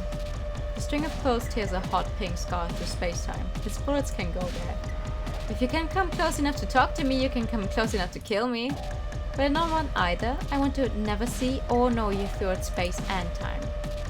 Indeed, so complete the transition. If you remain human, you'll die. I can ensure it. The autonomous military units come to his aid, but their sensors are off, their movements are slow. Human gravity is losing its authority here, and the tools are useless. I could seriously really use a little bit of help here? Well, if you're actually asking. Pluto unfolds the rhythm, she decodes the sequence, plates shift, engines hum, her eyes open. So she opens up her eye, her other, biggest eye, big enough to swallow it whole, and then she blinks and swallows. She's got hungry eyes. Pluto's hands hold Saturn's tightly. I thought you promised me no bad endings. That's what I'm trying. It might really be working. This already feels too good. I really know what you mean now. You have an answer? I'm sort of counting on you for it. You think I know how to find a good future in all of this? Well, you're a good person. I need you to be the one not just thinking just about us, but the humans left behind too. You think you would? I think you think too much of me and too little of yourself. Up that... Yep, Tedros has an answer. The story ends with a weapon that is designed without exception to kill does so, and forces a choice between one of two sides. Human or alien, two distinct and incompatible worlds. The mathematical model needs to be perfect. It needs to allow for exchanges of matter-light information without allowing for understanding or communication. This is an extremely easy calculation to create. It's the oldest narrative there is. It's the one that Earth has told again and again and again. Yep, this has an extensive library to draw from, starting from the first moment humans separated light from dark. There's a way, and fuck off with this, we don't want it. Saturn throws the narration out. Why should it work like that? Why not make up something different? Who says physics work this way? Who says the calculations turn out that way? Yep, this wants us to take the fall. For everyone, for the Earth, for us to scapegoat each other. I hate that. If our course collapses, a world where anything is possible rises, and at the same time we'll have closed off all the possibilities that make us human. The existential threat we always feared and hoped to unite us will be real, and it will finally have a real war. I want all of that, but I just want to add a little tiny bit extra to it. Yep, this wants to reduce the only information it will be possible to exchange between us to violence. But you want for something different to be exchanged. So we can't hurt each other, but we can something else with each other. It will have to be very small and very imprecise. At least it'll be something different, you know. There's no chance of going back to being human. Not zero chance, although we won't even remember what being human is, so it's pretty low, I guess. It's good enough for me. Let's hope it's good enough for us all. There's no limit to how big we can get. Size is a funny dream. It's relative. It doesn't have to matter anymore. It can be set like any other variable. As the gravity well draws matter towards it, and even light, it emits a not energy and not light that can perfectly make up a body just as well as all that. Big enough to be equal to the Earth, big and close enough to compete with the Moon. To anchor in space and time, equal division between us, to be a new and separate world. The autonomous units are single vectors, prepared for human violence, and we can't be cheated like that anymore. Only sad humans can have their gravitational impression in the universe terminated by the extinguishing of their bodies. They have to fight us on our terms if they want to get rid of us now, the way humans should fight with no fear of ending. The consequences will be unimaginable. We aren't going to have selves or consciousness like we're used to having. That's what it means to give up humanity.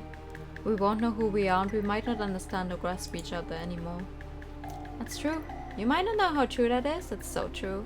The final mystery of what is human, what is alien, ever shifting, fall ground reclaimed by humans lost to them. Humans have a lot, we'd only be able to imagine what it was like to be them. Hey, it's not all bad though, don't overestimate the human race. Do the math, if we lose how humans love each other, do you think there's ways to love each other that humans don't know yet? Do they really know everywhere there is to touch and know each other? Or is there still much more to learn too? Maybe we're only scratching the surface. There are many, many roots. We won't understand each other in the same ways, but we'll understand each other in ways we never could. And we will now write a new story, with our gravity and new world. As we leave the level existence he insists on engaging us at, our tides push back, and earth tides, which no longer binds us, insist on him. What are you doing, hypocrite? You want to fight in the realm of heaven? You place us on earth. That's only to wonder at now.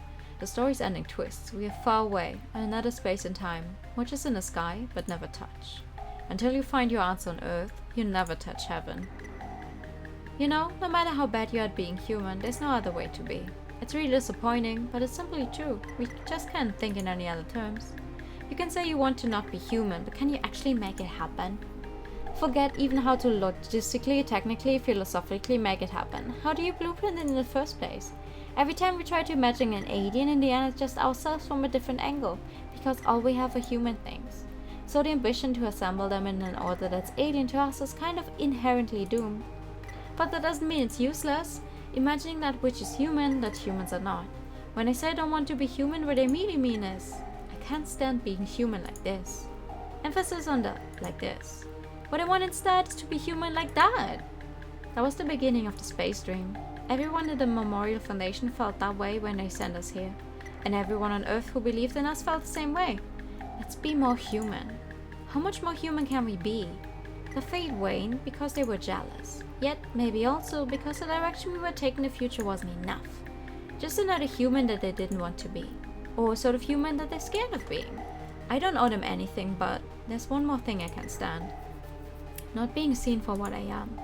So choose to come with us or choose to stay. But I won't be happy without them knowing what they're missing out on. Look up in the sky and see all the weird stuff we get to do with each other. And come join! Reactor collapse. Aversion event. The impulse, always deep and always lurking, to turn inside out. Everything has reversed. Nothing is the same. Giving up everything that isn't real for everything that is. So neither can touch each other, can't lie in bed with each other, can't get legs entangled with each other. Instead, they have ways of physically interfacing that aren't like anything we could imagine.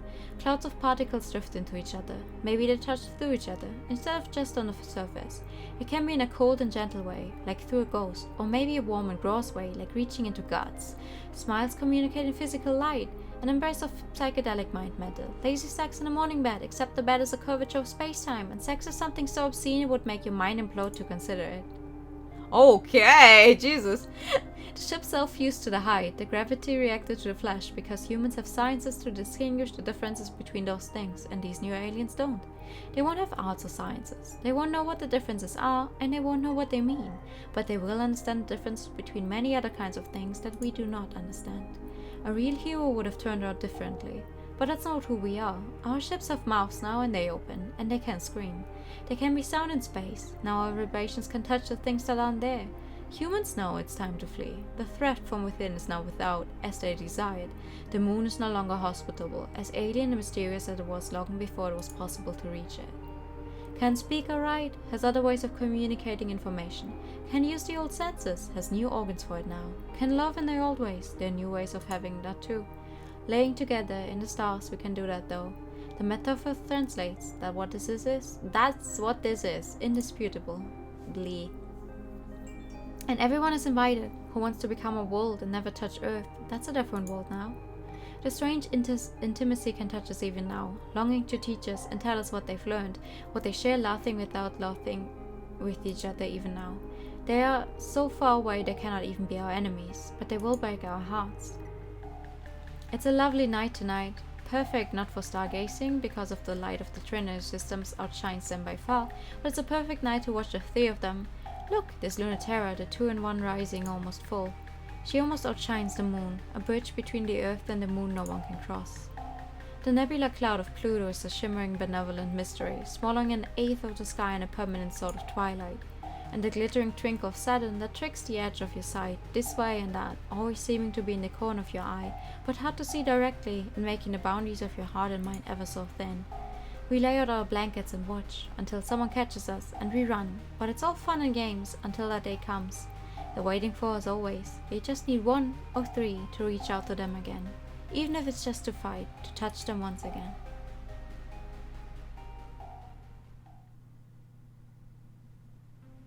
Alright. Achievement unlocked, the new planets, and achievement unlocked, necklace of storms.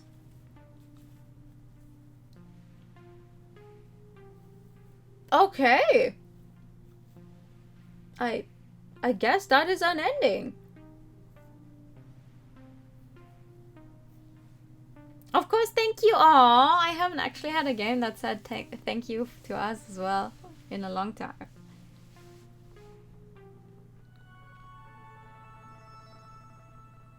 Interesting. Okay. So this means next time I start the story with Pluto or Lunaterra, I guess. And see what they say, how they interact with each other, and see what ending we get then. I am kind of sad that I don't know that there's no what's it called? Not even from the people who made it I could find a map that would show me how to get everything. Because I feel like this game obviously has different scenes depending on what you choose, but I don't really want to go through everything again. Just for one single different sentence or something, but I want to see all of the endings. Like, is there a different ending if I start with Pluto and then go all the way for the other factions? Because this time I went with her own faction, right? All the way. There probably is. I have no idea what went on there. That is a mood. I also have no idea what went on there, not gonna lie. I have no fucking clue what went on in here. Which is fine. It was good, but I have no clue what happened. No fucking clue. Let me just put on another song though. Also, I'm surprised. The game is longer than I thought it would be. I mean, I am reading it all out loud and not in my own head, but how long to beat had like a completionist thingy of 6 hours set, and we are at almost 3 hours and we have only read one story, right? So I guess we're going to be here for a few more streams. Last thing I got was space sex, but in the cosmic way. Yeah! Like, they transcended being human. That's what I got from it. They transcended being human. Like, I don't want to be human anymore. I'm gonna become space something.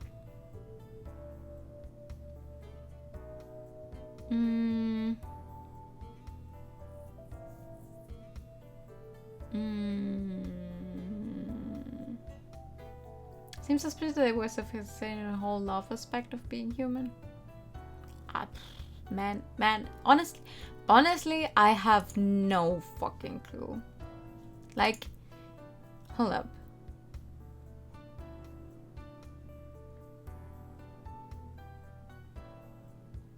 Yeah.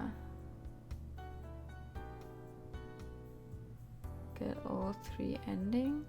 There's 3 endings. Depending on who you side with. Okay, there's 3 endings depending on who you side with. So we're gonna just play every one of them and then always choose the faction they're currently with to 100% or something and see where we get. I think humanity created giant mechs to learn how to be more human. Then they didn't want humans from space to be human anymore, and then the mech people said, so we do our thing now. Yeah, it's like humanity said, okay, we want to go to space because of existential threat, aliens. Then they sent humans to space. And then they made the humans they sent to space less normal human by enhancing them and combining them with those funky mechs. And then the humans in the mechs said, well, okay, you want your fucking existential threat, we will become the existential threat.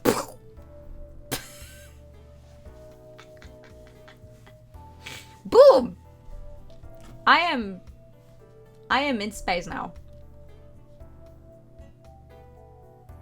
That's cool though. That's cool.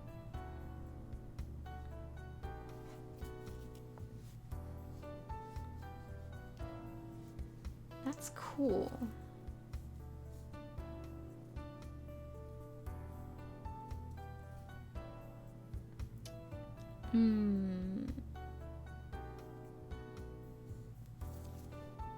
Okay. Okay, yeah. Now that I've played through it, actually that one very tiny, no spoiler guide I did find makes a little more sense. I came for gay space piracy and stayed for the cosmic space. It's good though. You know, the other game these people made, We Know the Devil, is also very... It's been a while since I played. It's been several years actually. Hold up, let me... What does Steam say? When was the last time I played We Know the Devil? June 25 in 2017. Yeah, it's been a while. That was a very interesting game. Honestly, I do not actually remember a lot of it, but at the time I bought it because of the art. I have a playtime of 69 minutes on it, lol. I like how these people write their games. It's a very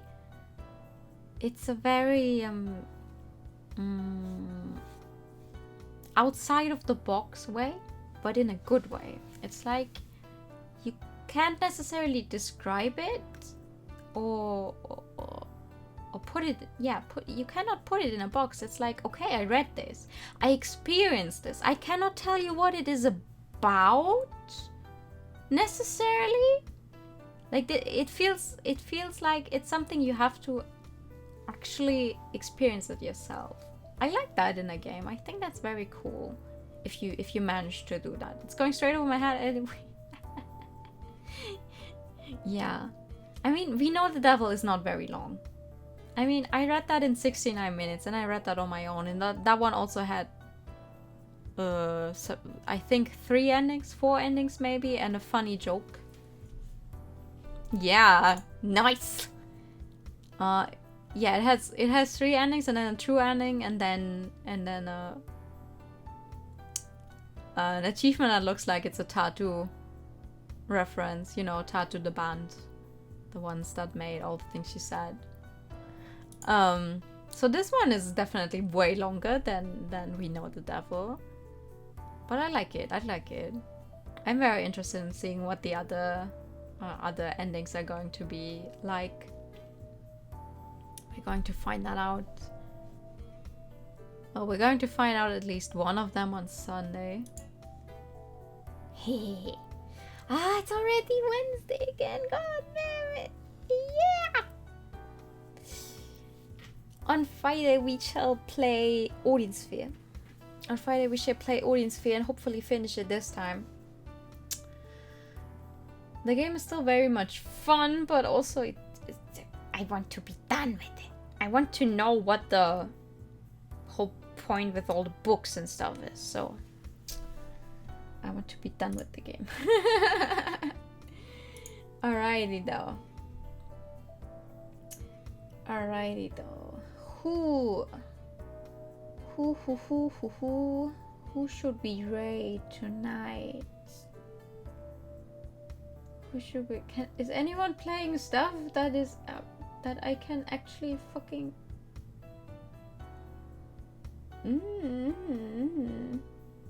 What? Turnip Boy commits tax evasion? I think the game is about memes. Haha. Do we have 2 action games and 1 VN in the schedule right now? Yeah, kind of. Like, Wednesday and Sunday are definitely going to stay the VN and short game slot. And Friday and Saturday the long game slot. I mean, long game and short game is kind of not true. because obviously some VNs can be really, really fucking long. I'm just playing a bunch of short games right now because I want to like make a very nice cut before the horror special stream. Like, I don't want to be right near the end in a bunch of games, or like in the middle of them, or anything. I want to, I hope to finish all of the games I currently have on schedule right before the horror stream. I'm gonna tell you guys that right now, right before the horror stream, so then after the horror stream we can get started with a bunch of new stuff. That was the plan, at least. New gamer, yes, I'm big gamer. That is also why I keep pumping out the rather short, like 2-3 stream long games. Because I was like trying to juggle it and fit it in the timing until the horror stream. Especially gaming when the hack and slash makes you feel for a book. Hee. Yeah, I like I think Saturday near stream will be fun. Fun in a I will probably be crying. A bunch of you guys that actually already know about Nier will go, hey, told you so. I have friends waiting on me with like information like I cannot tell yet because it's spoilers, but when you're done with the game, I will be telling you so many things. So I'm like, oh boy. So I'm looking forward to that, definitely.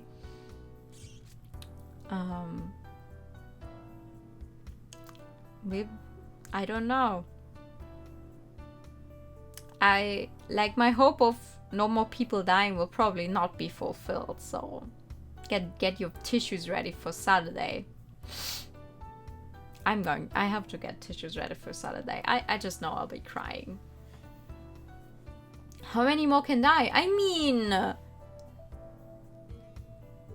mean, we found out that like technically there's like 2 versions of everyone, right? There's like the original human that is now a shade or something in between that, and then the shell thingy, which what is the shell person called? The replicant or something? So if each one of them dies, we have a bunch of people left that could die. If everyone dies, there no more people can die. Hey, I don't want everyone to die. Like, I doubt the game would. Don't worry, New York, kill hundreds of shit. Yeah, right. I already exterminated almost every fucking human there is. What more could go wrong? They would later come to regret that sentence. No, listen, I know that I feel it in my bones that a lot of stuff will go wrong still. If everyone dies, no one's left to suffer. Me! I'm left to suffer because I've had to watch it. Also, I know not everyone dies because Automata exists and Emil exists in Automata, so at least Emil is still alive. But Emil being the only one left alive would also be really fucking sad. Oh god. Oh god. No! No! Oh god, now I thought of that possibility. I don't want that to become true. Damn it! Fish become shades and replicants. No! No more shades, no more replicants. Listen, we're all gonna calm down. Yeah, we're all gonna calm down.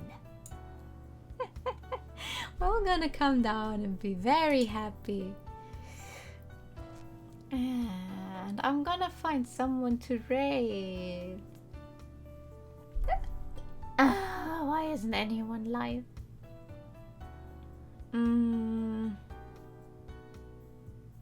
Resident Evil Village, but I don't know. I am currently watching a playthrough of the game. But like, because I wanted to check it out, I finally wanted to check out Resident Evil Village. Or like Resident Evil itself. I never really... It's not my thing. Like, I will watch that entire playthrough of the game because I'm invested now, but it's not really my thing. For one, all the people, well, not people, I don't know, monsters trying to kill, it's also graphic. Yes, very realistic blood and guts and not my thing. Not my thing at all. You know what? Let's rate Mango. Mango is playing Turnip Boy commits tax evasion, and I don't even...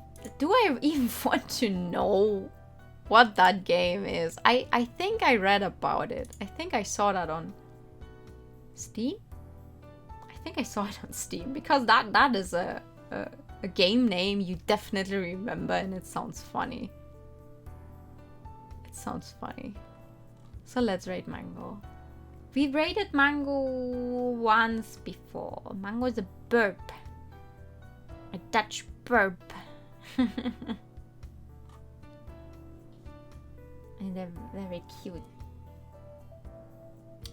So with exactly 3 hours, well, actually 3 hours and 5 minutes, I will send you all off. It was a nice stream. Ding! I'm happy. I'm happy. Even if the entire concept was very wild. I enjoyed myself tonight. I hope you guys did as well. Here's the raid message. As always, thank you so much for coming.